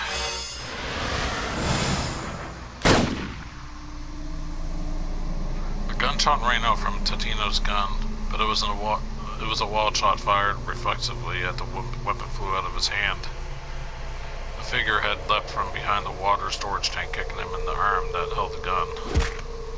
Then, moving almost too fast for the eye to track, the newcomer delivered an elbow strike to Tatino's jaw.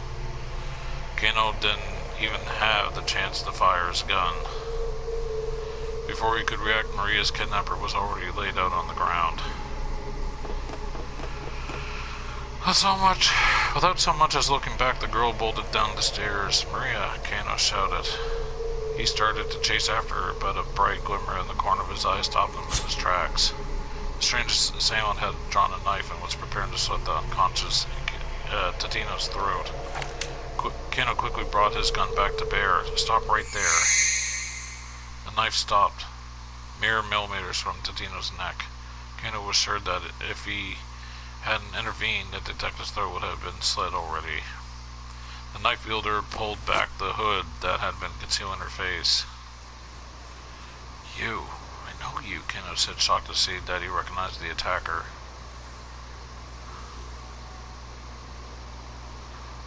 It was the girl who had been knocked down by the minivan explosion. Why stop me? She asked, her tone ice cold. Weren't you just about to shoot him yourself? I don't have a reason to shoot him anymore, now that you've helped Maria escape. Please put the knife away. Very well. Looks like he's not waking up in a while anyway. The girl withdrew the knife and rose to her feet. Why did you come to Maria's rescue? Because she's my friend, the girl said simply. She's been infected with a virus, Kano said. We have to get her to help us as soon as possible. He headed for the stairs that Maria had scampered down. Not so fast. Don't move. The girl's sharp tone made Kano stop. What for? He demanded. I thought you wanted to help. I do want to help her, which is why I'm not letting the police get their hands on her. The girl's voice was quiet but hard to steel. The police are afraid of the UA virus spreading, which is why they'll certainly place Maria under quarantine. If that happens, there won't be any way to save her. Just who in the world are you? Before I answer that, let's make a deal. Kano waited, non-committal. I have information relevant to this case, the girl continued. I want to make an exchange. Kano swallowed a lump in his throat. An exchange for what? Tell me where Hiromi Isawa is. Hiromi Isawa? Stanley had taken Hiromi into custody. Kano could possibly get in touch and ask him where she was, but... Why do you want to know where Hiromi is? Do we have a deal or not? The girl looked like she was in no mood to argue. Still, if she knew about the UA virus, she was probably telling the truth about having information.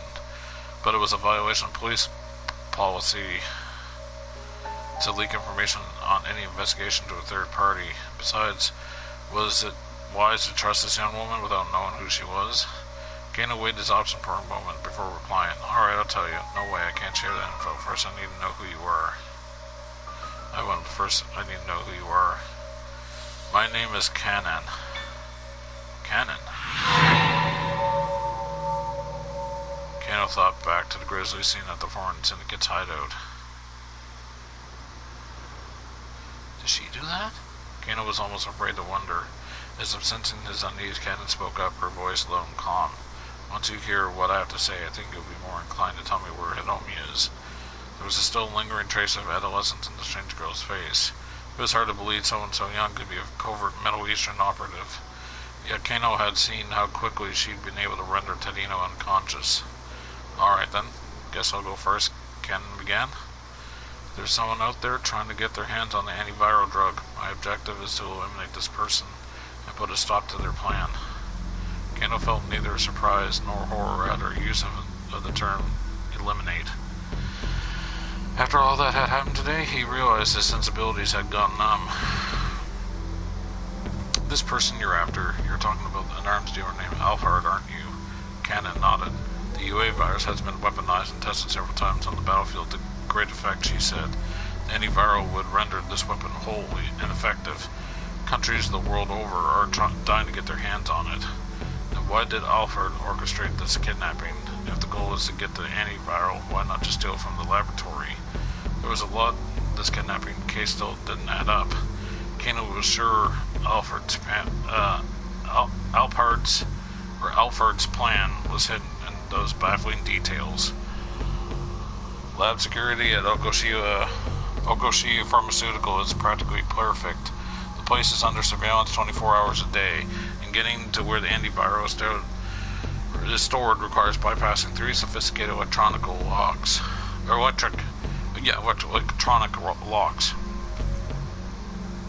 Getting the antiviral out is impossible.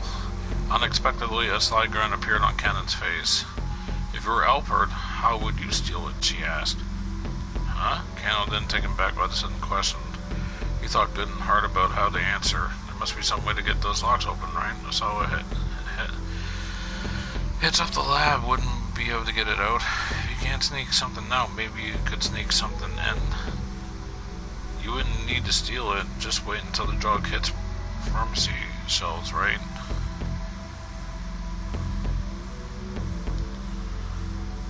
I wanted to see what happened there. Cannon narrowed his eyes at Kano's naivete. "This isn't the sort of drug they sell at the corner store," she said. "Getting approval for a new drug takes time. It would be 5 to 10 years before this antiviral hits the marketplace. So essentially, if someone got their hands on the antiviral now, they'd have a monopoly on it for a good while," Kano asked. Now he understood why Alfred was going such lengths to obtain the drug. Still, that only brought him right back to the original question. How might someone go into stealing some of the antiviral from their laboratory? 6 days ago, Alfred injected Hinomi Osawa with the UA virus. Wait a minute, her Osawa is Alfred? What? The tale had taken a sudden and very unexpected turn, so it wasn't only Maria who had been infected but Hinomi as well? And 6 days ago at that. Wait, hold on. Hinomi Osawa was perfectly healthy earlier today. So that must mean... Exactly, Kenji Osawa administered an antiviral to her. An unsettling thought occurred to Kano. It was supposedly impossible for Osawa to access the antiviral all by himself, but if he'd been able to give it to his daughter all the same, then that had to mean he needed Mamoru Tanaka's help to do it, of course, Cannon said. Which is why Alfred bribed Tanaka ahead of time. So that's what happened. Tanaka had been paid off to inject Hinomi with the virus. Oh, okay. Getting Osawa to take action at that point wouldn't have been difficult. But why go to such lengths to get the antiviral administered to Hinomi? Why would Alfred have Hinomi infected with the virus only to have her father cure it? It's been a rough week. It's been roughly a week since she's been given the antiviral. The DDS is still in their body. The what?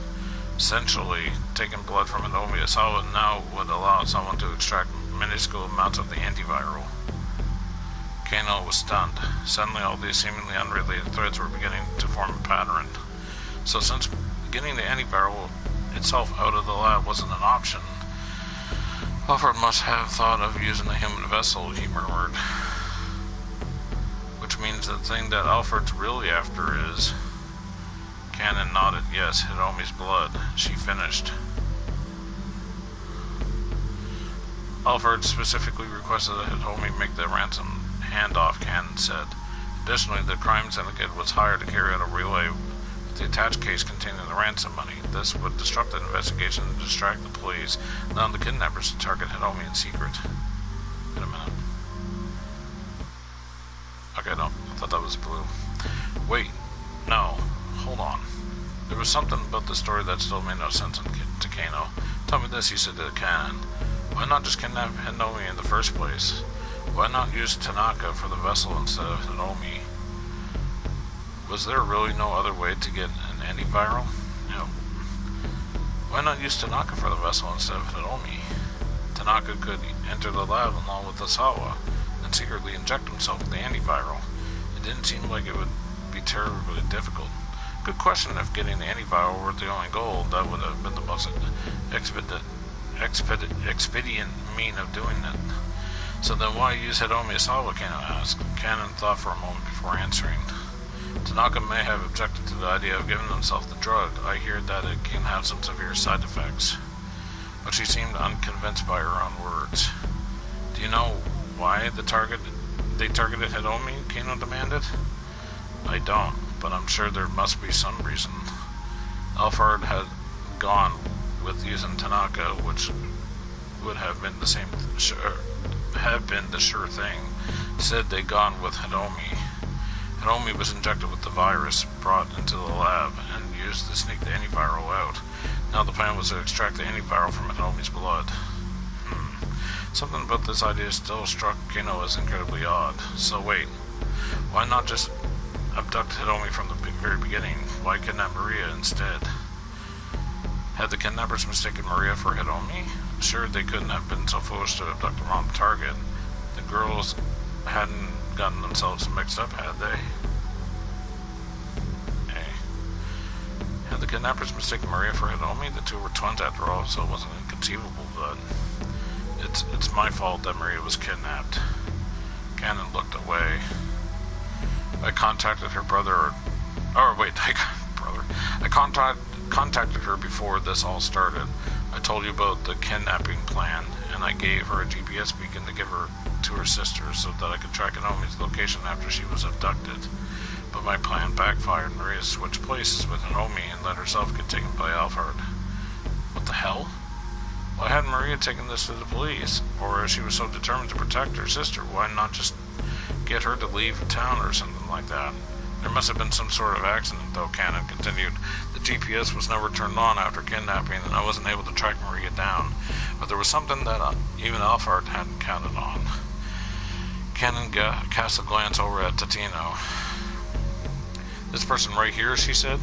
So Tatino had disrupted Alfred's plan by going after Hiromi himself. Concerning where it's all led, Cannon continued, Alfred must be panicking about now. But we can't let down our guard. Even now, I'm sure the mastermind is thinking of some way to fit what the man has done into the master plan. So it's a perfectly imperfect plan. Is that what you're saying? Precisely. Cannon flashed Kano an approving grin.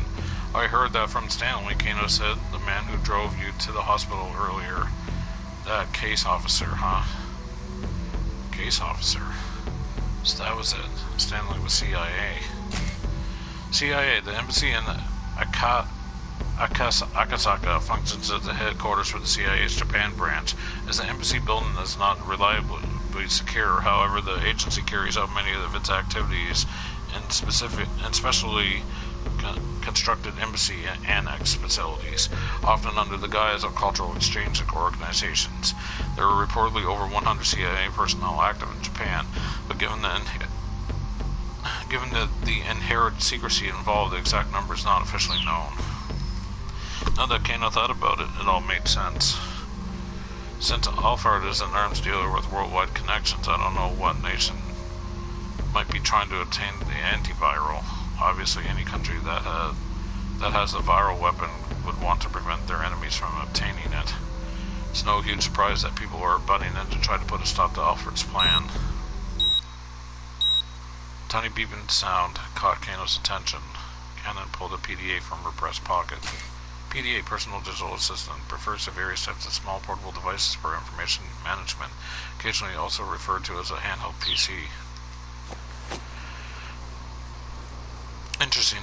The GPS I gave to Maria was just been powered on. Now I can find her location. Where is she? She's on the move, but why is the GPS suddenly active now? Cannon frowned. At any rate, I've told you what I know. Now tell me where Hiromi is.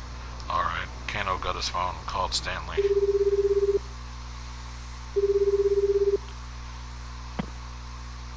The American was quick to pick up. What's going on? Where's Hiromi? We're on our way to Endo Electronics in Dogonzaga. Endo Electronics, why are you going there?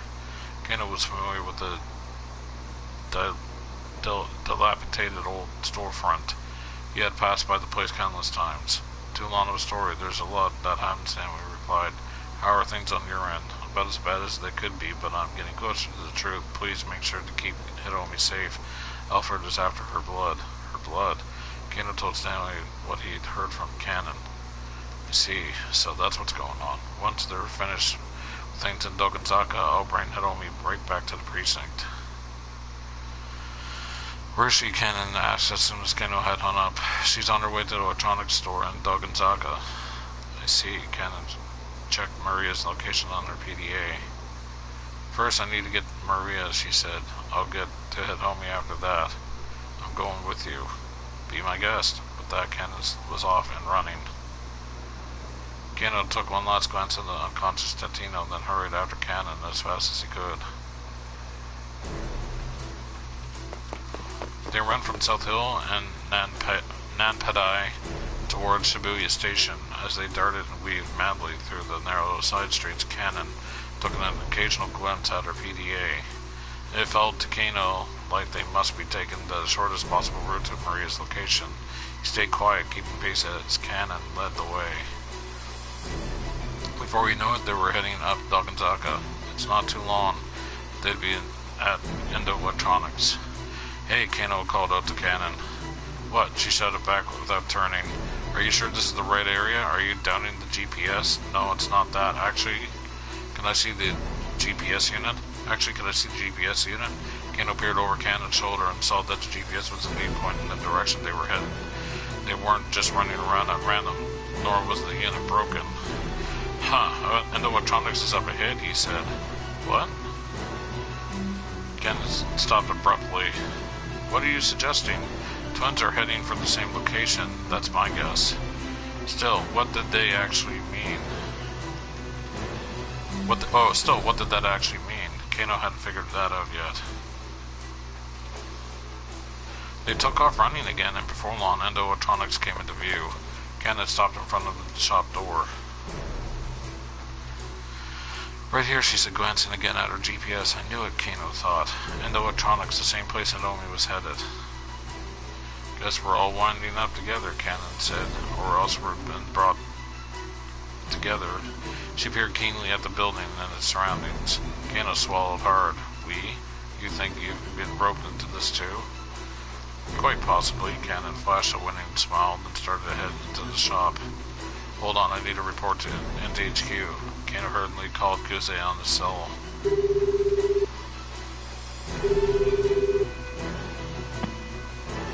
Kano, what's going on? I've located Maria Asawa. Huh? What's that? Guze's words come out as a surprised and childish yelp. Come on. Cannon's smile turned into a steely glare. Time is critical. He nodded silently back at her. Kano, what's the location? Guze asked. Where are you? Can't say right now, sir. Please just leave this to me. Hey! Now just hold on. But Kano ignored the director, skulking and hung up.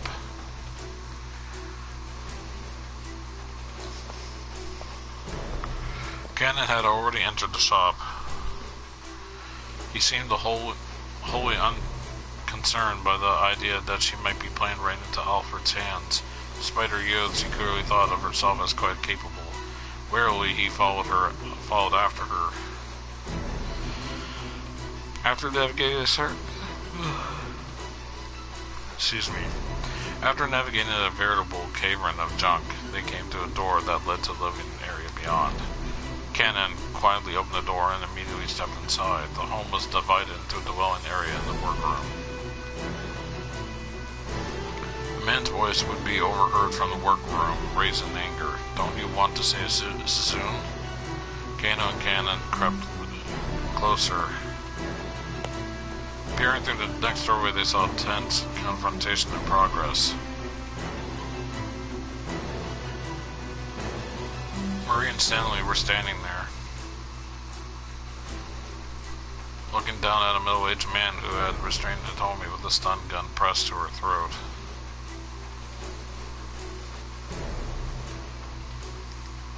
Dad, of course I want to help Sassoon. The young man stepped into view, speaking to the older fellow. But do you think this is what she'd want you to do?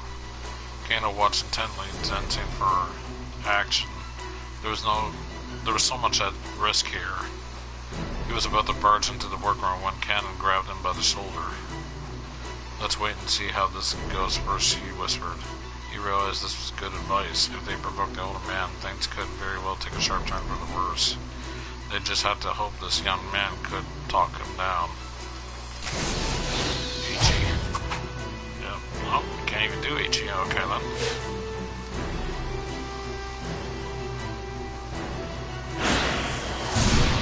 Keep out.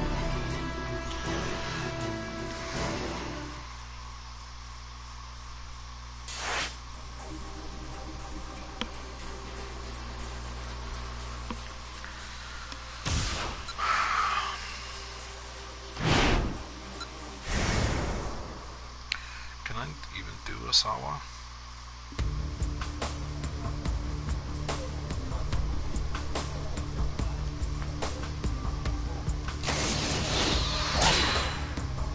Yep.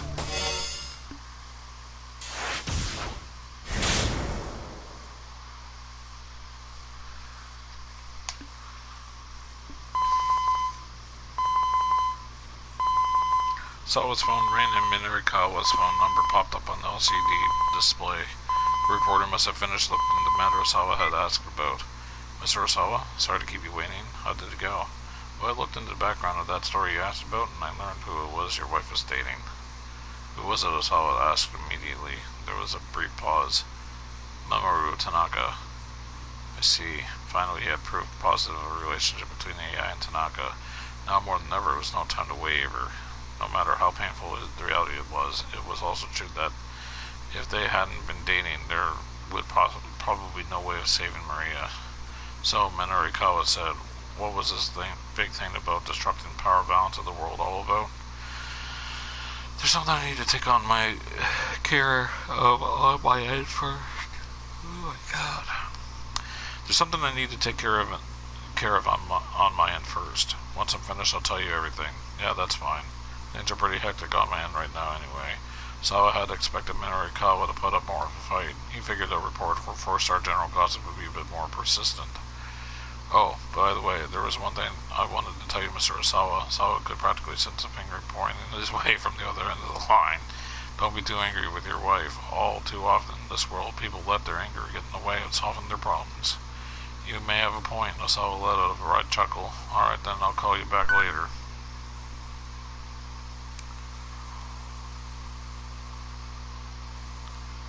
His beginning write-ups, Osawa, like, it seems like he still wants to, like, you know, hate on, you know, humans and not have any interest in them, or, you know, want to convert with them and stuff like that, and just want to just keep at his work for viruses and such. And it was kind of weird because he's like, I didn't make this antiviral, you know, to help out humans. I just do it because, you know, I love my job and whatever. And I'm like, okay, whatever.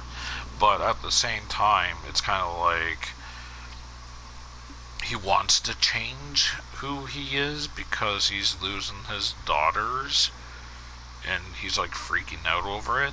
But after his daughters are safe, who's not to say he would go back to the same man he was? I don't know. Anyway, Sawa found an AI standing by herself in the yard. She kept her back to him as he approached. May I have a moment, he asked quietly. What? She still didn't bother to turn around. There's something important I need to talk to you about. I'm not in the mood right now. Please, AI. I realize you're upset about Tanaka's death, but at the mention of Tanaka's name, AI always shook her head. Don't tell me what you want. Don't just tell me what you want. Hurry up and get to the point. Sawa tried to move closer to her, but she pointedly kept her distance. This is no time to mince words. Did Tanaka give you his password? There was something Sawa needed to hear for himself before this went any further. Were you in love with Tanaka? This is no time to mince words. Did Tanaka give you his password? His password? For the electronic lock on the lab I needed in order to get the antiviral out. Yeah, I turned to face him at last. To get it out? What are you thinking? That belongs to the company. I just need one dose to save Maria. Please, if you know, please tell me. I don't know it. Yeah, his voice was barely a whisper. Sawa looked his wife right in the eye. You're telling the truth. I am. I see. Then do you have any idea what number he might have used for a password? Yeah, shook her head silently, then turned her back to her husband once more. Even if I didn't know, she said I wouldn't tell you. Cold-hearted bee. Anyway, why not? Don't you get it? AI's words came out as a strangled grasp. Do you even know why I'm with you? She snapped. You really have no idea how much you're worth, do you? The value of one woman's life versus the potential profits your research would bring in. There's no comparing the two. If it meant that Okoshi Pharmaceutical could monopolize your talents, then what did it even matter what I wanted for myself? There was something akin to the desperation in AI's words. And so you sent me those threatening emails too? What? AI looked at him in shock. He knew he'd guessed correctly. You would go that far just to keep me tied to your father's business. That's right, I would. AI bit down on her lip hard. But what would you even know about how I feel? I'm sorry. Don't apologize. I'm not the victim here. You say that, but isn't it because of me that you and Tanaka weren't able to stay together? AI began to tremble. Her secret was out. When did you figure it out? She asked. Earlier today. That tie clip? Heh, right. That's sort of the gift one gives to a husband's co-worker, is it? AI's smile was bitter with self-deprecation. Sawa couldn't help pity her. Even Tanaka must have suspected that she placed the company's profit above all else, even if she'd go to such lengths to protect it. It was like she'd given up her entire life just for that. Please, don't mess my life up any more than you already have. AI's words were only a faint murmur, but Osawa felt the rejection they carried with their agonizing clarity. Tanaka hadn't given AI his password. Osawa's last chance had gone up in smoke. He let out a long, shaky breath and shut his eyes tight. Was it true? Was there nothing more he could do?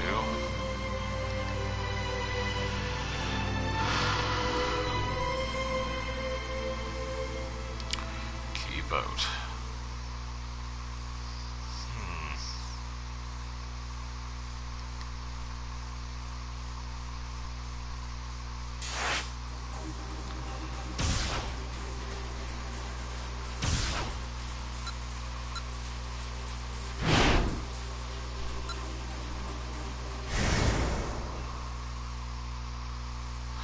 I can't do Ishis, can I?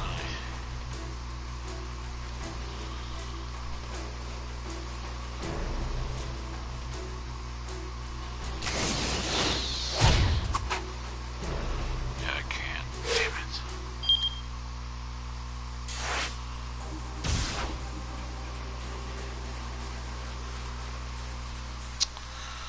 I wonder.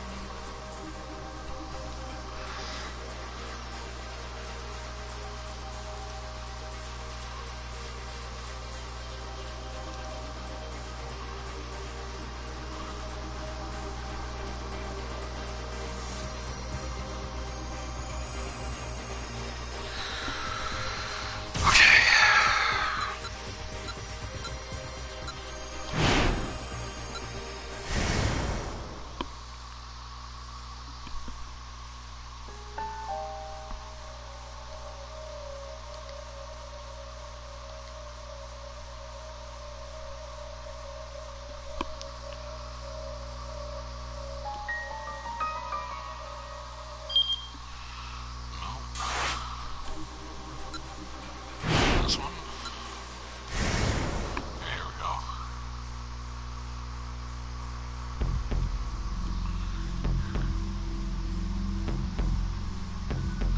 Here's what I was originally gonna to use, but then I thought maybe what would happen if I used this? I already got the bad ends, but I just wanted to see what would happen if I selected that.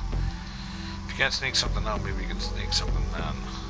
Kano hadn't had any particular flash of insight. He just figured out the opposite of the obvious might be the answer. To his surprise, Cannon gave a nod. Very astute. Wait, really? 6 days ago, Alpha. Wait for this to continue.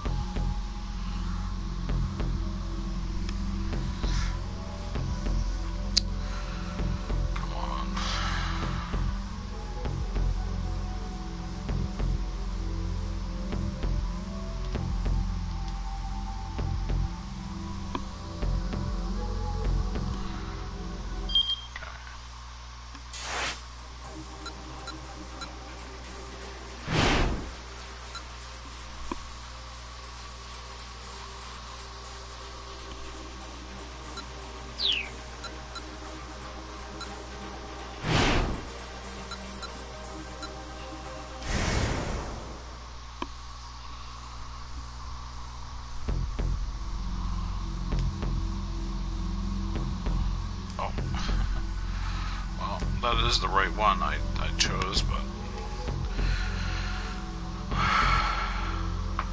there we go.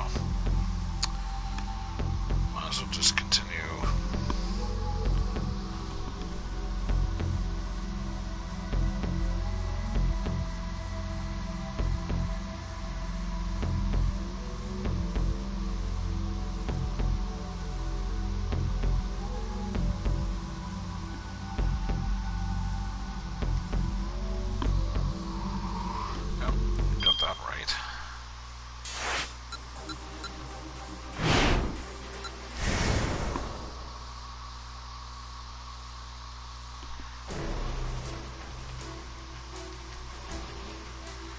Actually, can I see that GPS in it?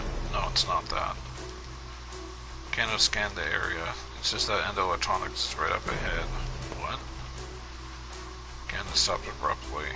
What are you suggesting? The twins are heading for the same location? It's my guess. Still, what did that actually mean? Can't figure that out yet.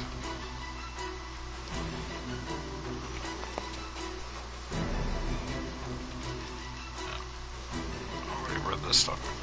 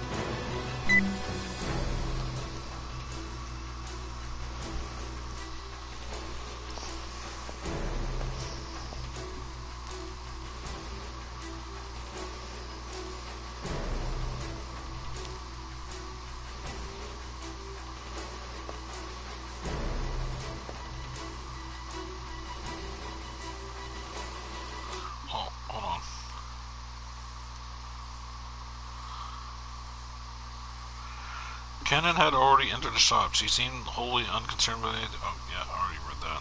After navigating a veritable cavern of junk, they came to a door that led to the living area beyond. Cannon quietly opened the door and immediately stepped inside. The home was divided into a dwelling area, and a workroom. The man's voice could be overheard from the workroom, raised in anger. Don't you want to say so soon? Cannon crept closer. Peering through the next doorway, they saw a tense confrontation in progress. Same thing? Yep.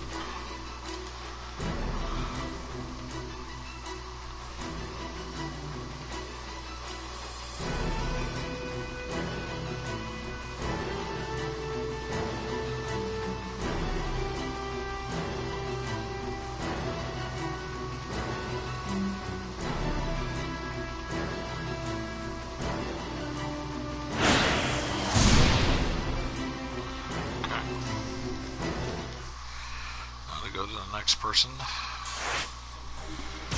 Ichi.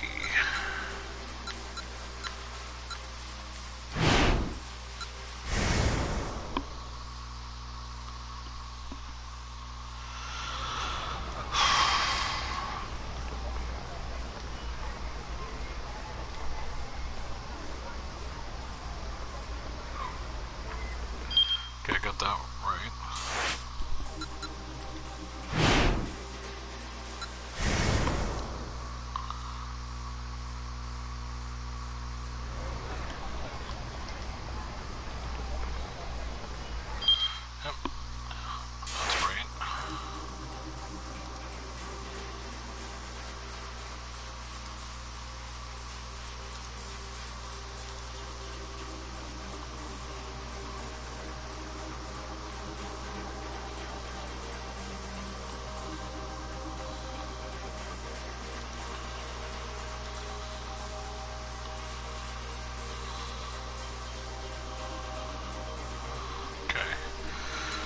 HE is to be continued. Kano is keep out. Minarikawa is to be continued. Sawa is keep out.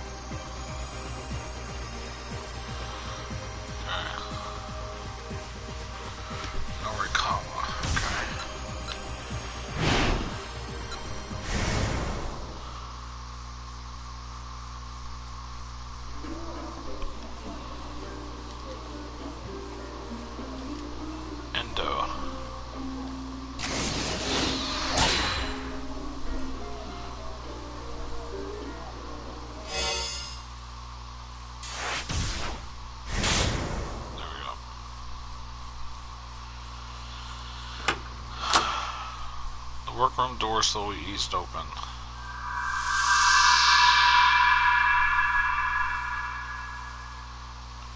Ichi was too shocked for words. The girl who entered looked just like Hiromi. Maria! Hiromi! Ichi blinked in bewilderment. It was almost as if Hiromi were standing in front of a mirror. The two girls looked so similar. Maria, thank goodness you're alright. I'm so sorry I had to be worried.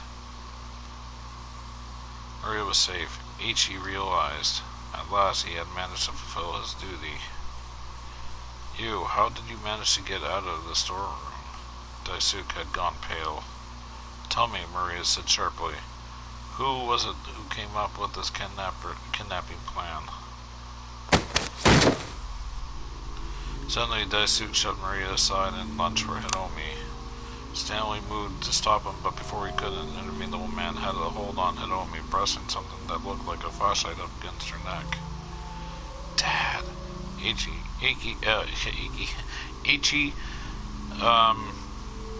just started toward him, but Stanley held up a hand. Don't move, that's a stun gun. A piece of self-defense equipment for repelling would-be attackers with an electrical shock. There are several types, including baton-type stun prods and guns that fire needles attached to flexible wires. The latter type especially is frequently referred to in the U.S. as a taser or taser gun due to the popular models produced by Taser International, now Axon. Stun guns are used not only by civilians but also by law enforcement and military personnel for non-lethal applications. If he's after her neck, it could kill her. You know your stuff, Daisuke said. You deal in American electronics? No, I do this for a living. Stanley drew his gun in an instant, taking aim at Daisuke's forehead. Wait, hold on. Ichi interposed himself between Stanley and his father. Ichi was too shocked to even move. Wait, hold on. Ichi interposed himself between Stanley and his father. Dad, let Hiromi go. You need to stop this nonsense. Ichi walked slowly towards his father, a pleading look in his eyes. Nonsense? Which one of us is talking nonsense here? You don't know what's going on. If you knew everything, then you'd be helping me. What do you mean, everything? With this girl's heart, we could save Suzune. Dad, who was it exactly who told you that? Daisuke did not reply. I asked you a question. Who was it that put this crazy idea into your head? A foreign organ trafficker I met at the hospital, Daisuke muttered. In Japan, a medical professional known as a transplant coordinator handles the liaison between the donor and the recipient parties. But there are many cases of illegal or borderline illegal activity carried out by third-party organ brokers. There are countries where organ transplants are openly performed for monetary gain, and no shortage of specialists willing to do the job. These questionable markets include suppliers who source viable organs and tissue for transplant from cadavers. Stanley let out a snort. A likely story. It's true. I was suspicious at first myself, Daisuke said stubbornly. But I couldn't just sit around and wait for Suzune to die. And after talking to him about her rare blood type and all the difficulties in performing the transplant, he promised he'd do everything in his power. Daisuke's hands were trembling. Tears welled up in his vacant and bloodshot eyes. Then a while later he got back in touch with me and told me he found a potential match, someone with the same blood type as Suzune and roughly the same age, but then he told me that the girl was still alive. And so what was the point? Her heart might be a match for Suzune, but it didn't matter if we couldn't get our hands on it. And I said that, but then the man told me. He told you what? Ichi bit his lip. He told me to abduct her and turn her over to him. After that, he'd find a way to make it all work. At last, Daisuke had confessed. Now Ichi had to try to come to grips with the truth he had just heard. I had to do something, his father continued vehemently. I had to abduct this girl and see things through. I just couldn't take it. Katone, you've already been taken from me. The thought of losing Suzune too? I had to make sure I didn't fail.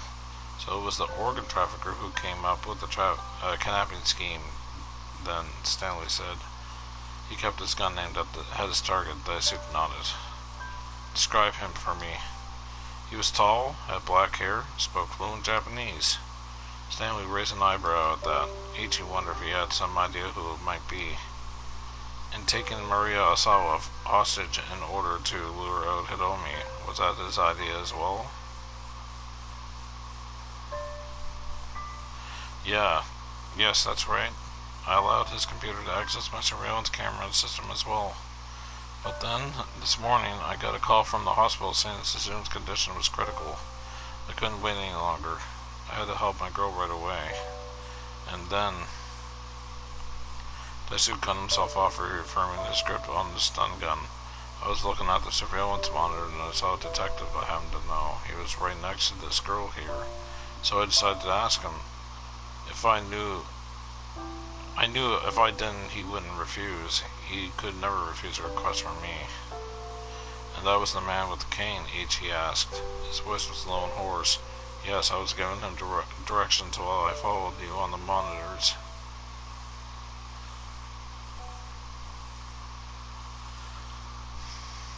Dad, you need to let go of Hiromi now. There's no point to this. Ichi took another step closer to his father. There is a point. If I killed this girl here, now your sister can get the surgery she needs. But even Ichi knew that things couldn't possibly work out that way. His father had grown so desperate to help Suzune that he lost all sense of judgment. Why, Ichi? Why won't you help me? Don't you want me to save Suzune? Daisuke made a pathetic sight. And yet his desperation to save his child was so palpable. It was heart-rending. Ichi thought back to that time he laid his father out when sparring. No matter how pathetic he may have looked, Ichi had always felt that sense of paternal love from him.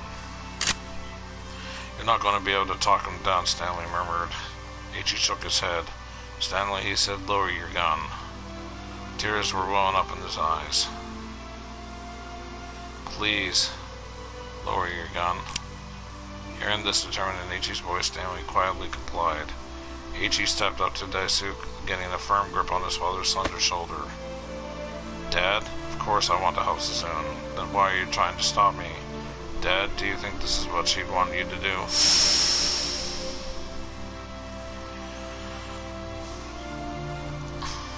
Daisuke's face fell. Did Suzune ask for this, Dad?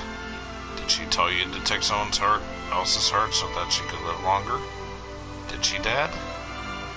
Suddenly the fight seemed to ebb from Daisuke's body. The stun gun hung limply in his hand. If Suzune asked me to go and get someone's heart for her, I wouldn't object. I'd help her just like she wanted. I wouldn't let you bear these crimes by yourself.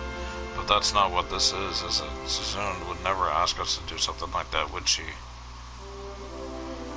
And now tears were streaming down Ichi's cheeks. He knew that his father thought about Suzune more than he thought of anyone else. And so he should know full well that she would never want this. Suzune's not like me. She's smart, she's kind, and she'd never be happy about taking someone else's heart. Even if it saved her life, I'm sure she'd never accept that. She wouldn't be able to live with it, knowing something so horrible had happened to someone else for her sake. Isn't that the Suzune we know? Or Suzune we know? Daisuke's cheeks were smeared with tears now as well. But then we're not going to be able to help her. The sound of father and son weeping echoed throughout the workroom. Maybe so, maybe we won't. But that's better than the misery and suffering she'd have to live with. Daisuke slumped to his knees on the floor, collapsing like a crumbling mound of sand. Hiromi, freed from his grip, stood motionless. There was tears in his eyes, too.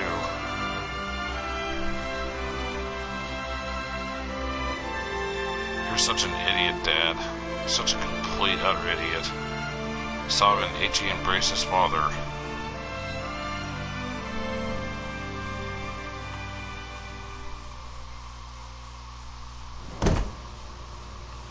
was a sudden thud from near the door.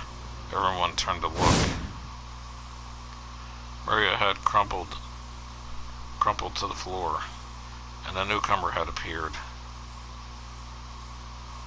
At some point, Cannon had silently entered the room. Now she cradled Maria in her arms. Standing in the doorway was a man Ichi didn't recognize. His face pale. Stay back. There we go. Cannon shouted at Ichi when he tried to approach. It looked like Maria had fallen unconscious. Ichi's heart was racing in his chest. An eerie silence fell over the room. For several seconds, no one said a word. Their eyes all fixed on Maria.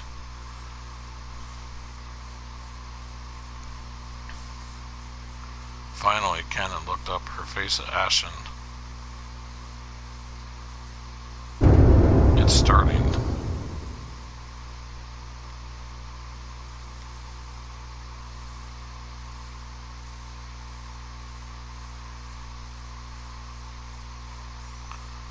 To be continued.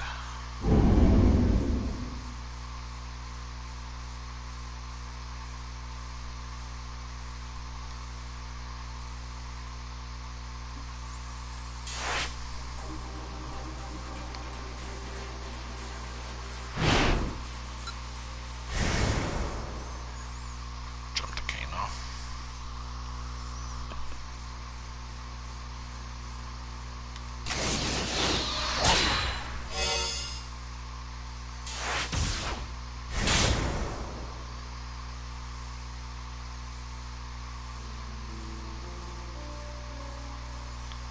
After the young man's desperate pleading, the other fell. Apparently his father finally gave in. He released his hold on Hiromi.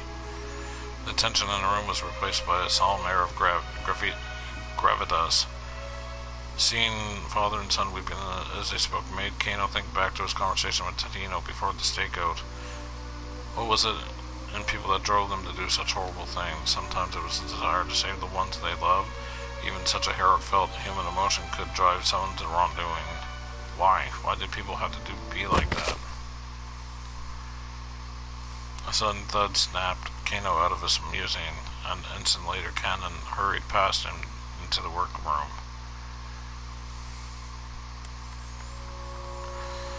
Maria had collapsed on the floor, and now Cannon was beside her. In a panic, Kano rushed into the workroom as well. Stay back, Cannon shouted as the others tried to huddle around the fallen girl. Please don't be what I think this is. Had the virus gone symptomatic? 2 hours ago, Stanley had told Kano that Maria was infected. He'd also said that her symptoms wouldn't develop for another 4 hours. Shouldn't they still have 2 more hours to go? Maria looked like she was dead, her eyes closed, her body motionless. Hiromi tried to approach despite Cannon's warnings. Maria, she cried. Maria, what's wrong? Kano held his arms wide to hold her back. Your sister had been infected with the UA virus. The UA virus? Hiromi's face went pale. Hey, Kano, said to Cannon. Should you really be that close? Oh, hey, Kano, said to Cannon. Should you really be that close if she's developed symptoms? But Cannon didn't move from Maria's side. She calmly rested her hand on the other girl's forehead. There's no fever, she said, and there's no blood coming from her ears, no lymph swelling. It'll be alright, she hasn't gone symptomatic yet. In that case, why did she collapse? Hiromi asked. I'm not sure yet, whatever the case. If we don't get her that antiviral, she's done for. Then we have to get her to the lab right away, Hiromi said. She was trembling with anxiety. No, that's not an option. Kano's tone was grave. You may already be aware, Miss Sasawa, but without a password we can't access the antiviral storage. But when I went there, my father and Mr. Tanaka, Mamoru Tanaka, is dead. Murdered. What? She stared at him uncomprehendingly. No, that can't be true. He was a member of a crime syndicate. It's possible they killed him in order to silence him. So then, there's no way to save my sister? There was a hollow look in Hiromi's eyes. No, I won't accept that. Why? Why can't we help her? When But no one had an answer. Kano gritted his teeth and hung his head. Why did it have to come to this? He'd come this far, but there was nothing he could do, and he hated himself for it. I'll go to the laboratory. It was Canon. Electronic lock breaking is my specialty. Wait, the young man H.E. spoke up suddenly. So you're a martial artist badass with your specialty is lock breaking? He looked positively dumbstruck. Cannon ignored him, thinking out loud. Brute force. A cryptanalysis technique that involves test input of all theoretically possible patterns. If time were unlimited, this would be the most reliable means of decipherment. However, in practice, the process takes massive amounts of time and computational power and can be defeated by systems that prohibited access after a limited number of failed input attempts. Side channel. Rather than trying to decipher the password itself, this method involves analyzing information from the device, such as processing time, power consumption, and electromagnetic leaks, and using these details to exploit the system. Isolating the run state of devices is a crucial element of encountering side-channel attacks. Shortcut. A cryptanalysis method that uses mathematical algorithms to carry out efficient bulk calculations against a block cipher that makes use of a shared key for encryption and decryption. Even when such calculations are theoretically possible, however, in practice, the process requires a large amount of time, and the block cipher is seldom at real risk. Given the situation, I think I have to go with side channel. Side channel? Stanley asked. Where's your equipment? One of the lab's PCs will suffice. I can connect to a special server from the net. I don't really understand the stuff you're talking about, H.E. said, but I'll trust you to handle this. I mean, you did risk your life to save Hitomi from that minivan explosion and all. Cannon nodded. I have to warn you in advance, though. Cryptanalysis can take hours and still yield no results. I can't guarantee I'll be able to get the doors unlocked before Maria develops symptoms. I understand, Hitomi said. H.E. nodded too. No one present had any objections. All of a sudden, there was a curious sound from somewhere in the room. What's that? Kano asked. What's making that noise? Looked around the workroom.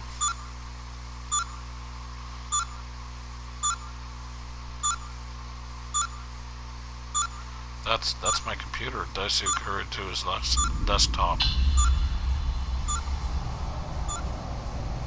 The bank of monitors which had been displaying surveillance camera footage from around Shibuya had all gone black.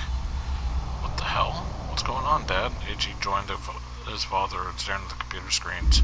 It's all gone. Camera footage has been deleted. Daisuke blinked in disbelief. Now then, it seems our main cast has all been assembled. A man's voice, distorted by a voice modulator, suddenly emerged from the computer speakers. A moment later, the monitors all began to display a view of the inside of the workroom. Dad, what the hell is this? Someone's broken through our firewall. Security system for preventing unauthorized intrusion into a computer network. The term stems from a metaphorical reapplication of the concept of a wall meant to inhibit the spread of fire or other destructive forces. They've hijacked the surveillance camera system. The color drained from Daisuke's face as he looked at the screen. Why are they filming us? Where are they filming us from? Kano asked, scanning the inside of the room. Use the image of the monitors to guess where the camera might be located. Over here? The lens of a camera set atop the computer monitor gleamed like an eye. It was a miniature camera used for web conferencing and the like. Now that Maria and Hitomi were both there, we have probably surmised the situation at hand, and so I offer a proposal. A laboratory password in exchange for Hitomi's blood. Realizing now that it was Alfred's voice they were hearing, everyone in the room froze. At 7 o'clock, roughly 1 hour from now, see that Hitomi Asawa is waiting at the Scramble intersection outside Shibuya Station just like this morning. Unless, of course, you're feeling particularly confident. You do have Cannon with you. Perhaps you'd care to take a gamble on her lock-breaking skills instead. Cannon clucked her tongue in frustration. Alfred had known exactly what the plan was. Of course, if Cannon isn't able to get the door open in time, what will you do then? Maria is sure to die, yes, but that's not all. You don't agree to my offer, and I have the means of creating another Maria, and a third. These infectees will spread the virus through Tokyo. The death toll will likely number in hundreds of thousands. Death toll. It is difficult to predict the scope of infection in the event of a bioterrorist attack employing a highly infectious viral agent in a city with a large and mobile population. In a worst-case scenario, some researchers estimate as many as several million affected in a matter of days. So, do think carefully before you decide. Alfred's voice was chillingly matter-of-fact. I will appear at the rendezvous in person. After all, it wouldn't do for the star of the show to miss the final curtain. I'm looking forward to meeting all of you then. Silence fell. Then the image of the computer monitor returned to normal. The surveillance camera footage came back online as well. Daisuke promptly yanked out his Ethernet cable and slammed his fist on the keyboard. Damn it, there was a hole in the firewall. I'll have to redo my security from the ground up. Good call, Cannon said calmly.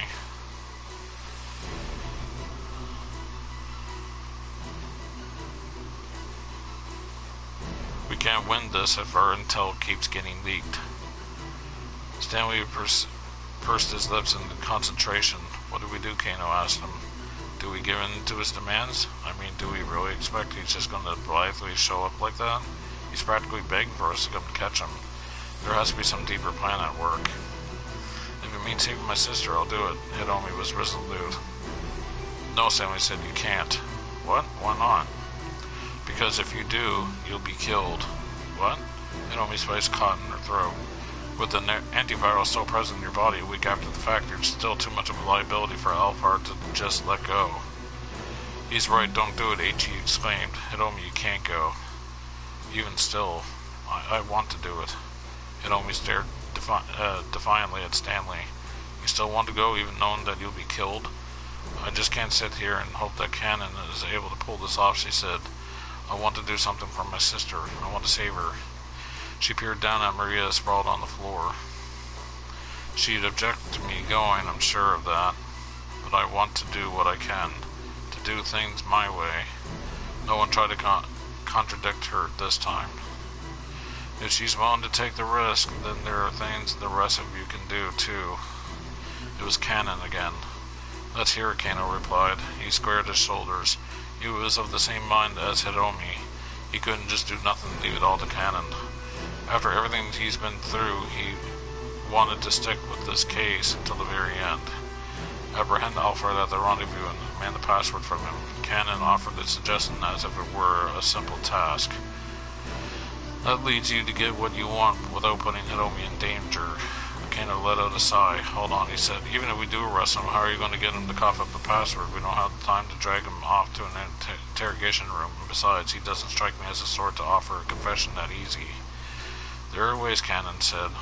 Once Alfred made a contact with Hiromi, call my cell phone. Wait. Cannon said, once Alfred has made contact with Hiromi, call my cell phone. Hiromi tilted her head. Call you? I have plenty of information Alfred might want to bargain for. I can negotiate with him directly. Kano considered Cannon's proposal. I see. So we'll try both options. Attempts to hack the password of the lab and also try negotiating with Alfred. That gives us two chances. With that tiny ray of hope, Hiromi's face brightened some. We'll split into two groups, one for the lab, one for Shibuya Station, Cannon said. Let's exchange phone numbers so we can be in touch when the time comes. The group quickly shared contact info as suggested. Hiromi and Cannon called one another's phones to be sure. Hiromi's cheerful ringtone felt out of place, but also somehow soothing, a fragment of normalcy in the midst of crisis. Well, guess we're all set then, Hiromi said, looking down at the LCD screen. Her expression turned apologetic. I'm sorry, Cannon. We're having to keep putting things on you. Hey, Cannon replied. Don't worry about it. Okay, now I guess I should call my father. Hiromi called Kenji Asawa on his cell, asking him to let Maria and Cannon into the lab.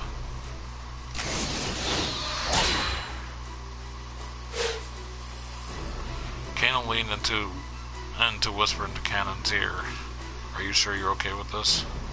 With what? I know that you're after Alphard. Are you sure you want to go out to the lab and not. Right now I want to save Maria. That's all. Her tone was as curt and mechanical as ever, but there was a fierce gleam of determination in her eyes. Maria was clearly someone very special to her. Alright, Kano replied. Lead it upward to me. He thumbed himself on the chest. He'd succeeded this time no matter what the odds. Kano could scarcely recall the whirlwind of events that had brought him here. He'd somehow survived a dozen disasters. Even now, a dear friend was in the hospital at risk of dying. There were times when he'd been ready to give up, and yet at the end of it all, here he was. His opponent wasn't an international terrorist. No matter how you looked at it, that wasn't the matchup for a mere detective. But I'm going to do it anyway. Rumi, Shizio, Sasayama, and Detective Tatino. I'm going to take down Alphard and save Maria's own life. Just you watch and see.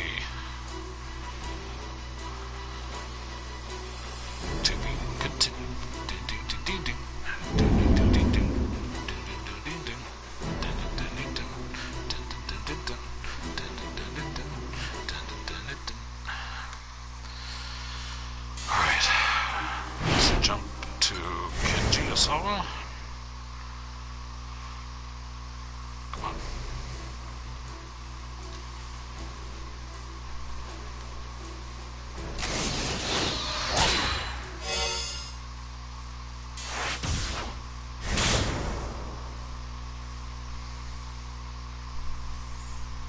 Tanaka hadn't given AI his password. Osawa's last chance had gone up in smoke. He let out a long cheeky breath and shut his eyes tight.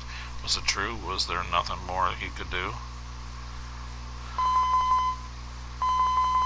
Osawa's cell phone rang. When he saw the name on the incoming display, he nearly shouted out loud.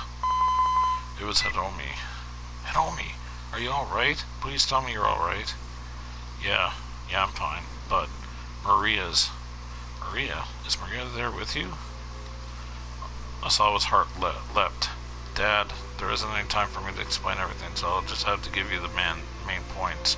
This is so we can save my sister, so just stay calm and listen. Osawa struggled to hold back the 1,000 questions that immediately came boiled into his mind. There's a girl named Cannon who's going to bring Maria to the lab. She's going to try to hack the password in order to get us inside. Wait, hold on. Just what in the world is going on? There are a bunch of people here working to help save Maria. Can you wait for us at the lab, Dad? I'm not sure the electronic lock is something that would be easy to. We've got another plan in motion too, and if that goes well, we might be able to learn the password. It was all too much to follow, but Osawa realized he'd had to take Hiromi at her word. It was their only hope of saving Maria. Alright, he said. I'll do as you ask. But you said you're trying to approach us. You're not going to be in danger, are you? No, I'll be fine. Don't worry about me. Okay, very well. I'm heading to the laboratory now. You can't. You can't go. The moment Osawa hung up and started for the house, AI clung to him from behind. If you use the antiviral now, she said, everything will go public. There's no way we can keep the virus for the antiviral under wraps at this point. Osawa tried to pull free, but his wife was stronger than he expected. Besides, if Maria infects other people, the whole world is going to find out in a matter of hours.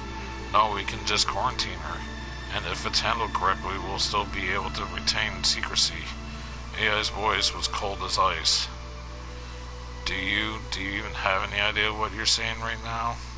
I do. I know how it sounds, but this is the only thing I can. Her voice trailed off. He could feel the force of her trembling where she held him. Have I really put you into that much of a corner? Osawa slipped from AI's arm and prostrated himself to the ground in front of her. I'm sorry. I'm truly, truly sorry. Stop this. Get up. If you're really sorry, then don't go to that lab. But Osawa remained silent, his forehead pressed to the dirt. If you use that antiviral without corporate approval, your time with Okashi is finished. Well, technically it was already used without his consent, so... That doesn't matter to me anymore. How can you say that? Virology is the only thing you've ever cared about. And I began pummeling his back.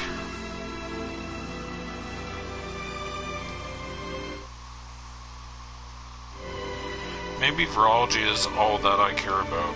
I don't know the first thing about anything else. I never wanted to know. Never even thought to find out.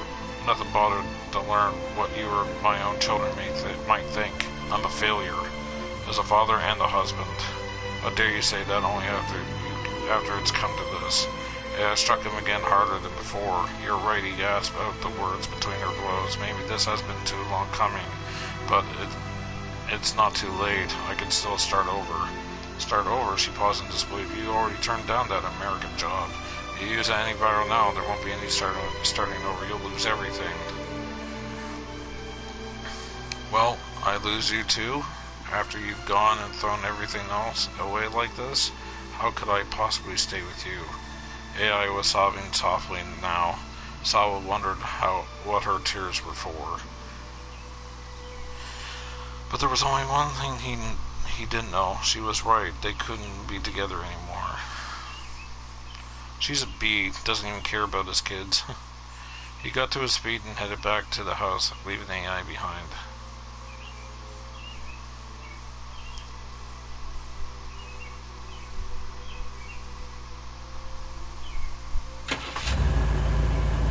He hurried through the back entrance and went into the garage. Climbed into his car, fastened his seatbelt, and took a deep breath. The image of younger Maria rose into the back of his mind.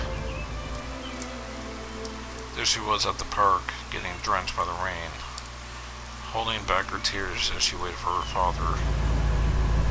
Wait for me, Maria. This time I'm going to come for you. AI was wrong. Going to the lab wouldn't mean losing everything.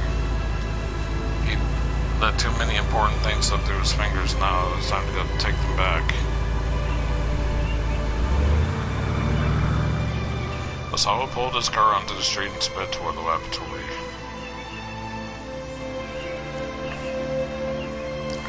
As if to signal that the long day was drawing to a close, the dazzling sun sank down between the buildings in the distance.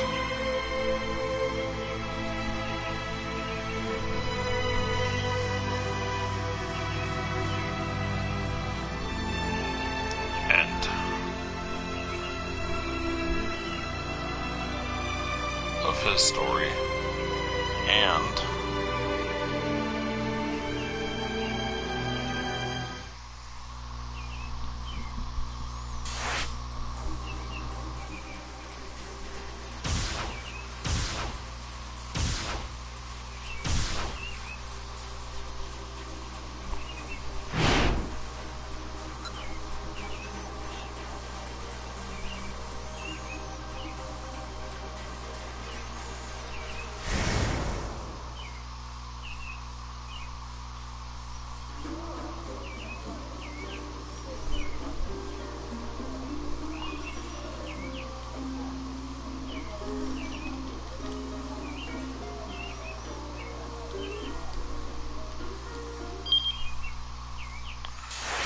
what happens now? All protagonists have cleared this section.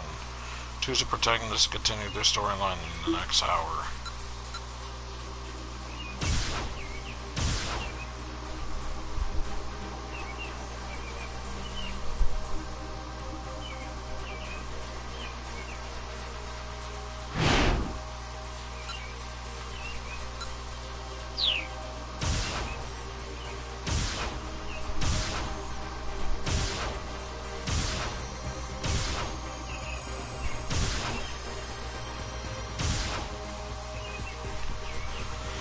Alright.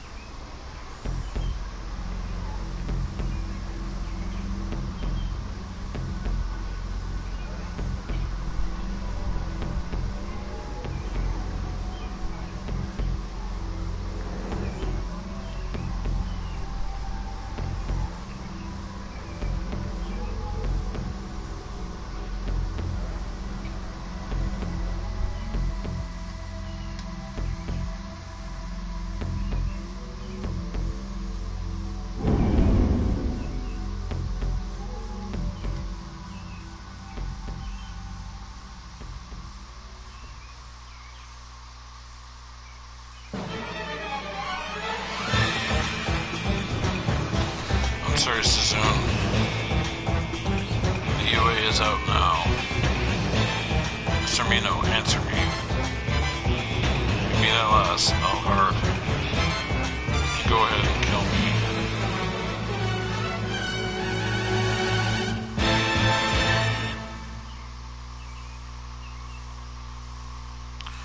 Shibuya Scramble. Bronze trophy achieved.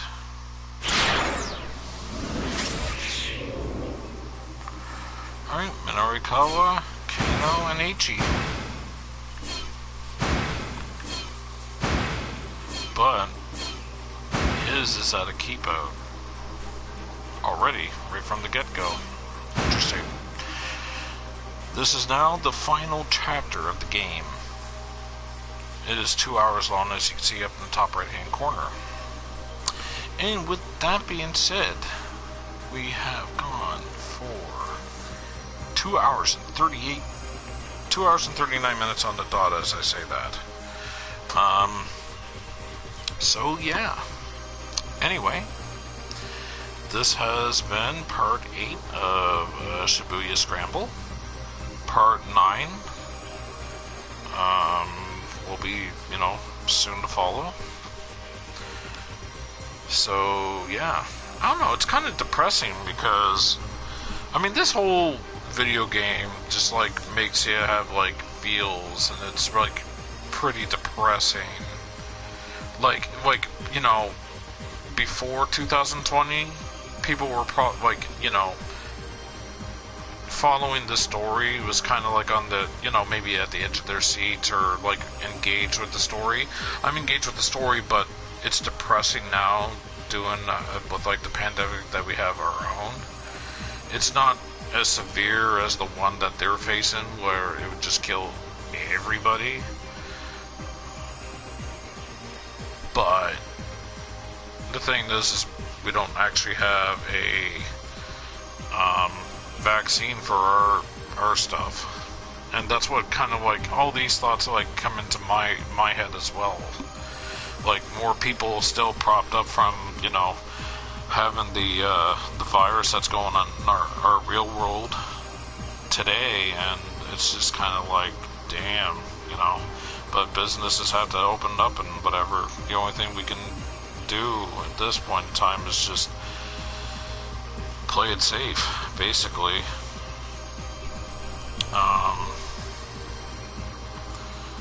But yeah, just so much stuff going on in the world. Usually that's the case every single year, but some years seems to be worse than others. But I don't know, it's just the way the world is, but it's also depressing. But anyway, I just can't wait till I'm done this game so I can move on to the next game. I appreciate this game's story, but it's hitting so close to home, with depressing, for me, especially, well, not hitting so close to home, but it's, for me, it's developing, more, I don't know, the game kind of, raises my anxiety levels with, how things are these days, even though the fear doesn't get to me. But I don't know. We're gonna overcome this, I know it, and that's what, keeps me strong, is the positivity. I just think back to, what, Twitch, streamer / viewer at points, Tomo Arigato said, this, got her, I think, depressed and, raised her anxiety and had her fearful, and then the more she thought about it, the more, she looked at the situation, many people have died from this, but more people have survived the ordeal, thankfully. So, the casualty the death toll was way lower compared to those who like surpassed it. So, but it still sucks they're having to lose that many people to this virus that's going on today. But just gotta remain positive. And I can't stress this enough to those people out there. Stay safe. Stay safe. Do your part. Stay home as much as possible. You know, only go for the essentials. And if you're back to work and you have to go into work and you can't work from home, stay safe. Can't stress that enough. And I hope, like, your safety precautions have, you know, are really good ones. I may not know everybody who watches this video, but I can't stress this enough, you know. I may not know you, but I still want you, the viewer, to be safe. And your families. Alright, that's enough for me. I'm getting very sentimental now. I apologize for that, but just speaking from the heart. Thank you all for watching, and I will see you for the final part. And a quick little heads up, I'm going to try to make a video. I'm not sure how I'm going to do it, but I'm going to make a video for my next game to stream. I'm just going to be on video mentioning a couple titles, and then I'm going to eventually put in a poll for everyone to vote on for the games. And I said last year, I said specifically, I need to play more of the PlayStation Plus games, because I'd let a lot of them slide, as I've been mainly playing games that I own, or that I've been buying. But there has been PlayStation Plus games that I've been wanting to play as well, and I haven't given them really the time of day. So I'm going to be mentioning a couple indie titles. Hopefully I can make a Let's Play out of it, for whatever gets voted on, unless it's like one of those games that don't have like a proper end and never end. But the games that I'm thinking of, I don't think would have that kind of aspect to it. So anyway, alright everyone, see you next time for, the next part. Thanks for watching. Oh, and for those who were lurking today on my stream, I appreciate you for coming by. Hopefully you'll be here for part 9, the final part.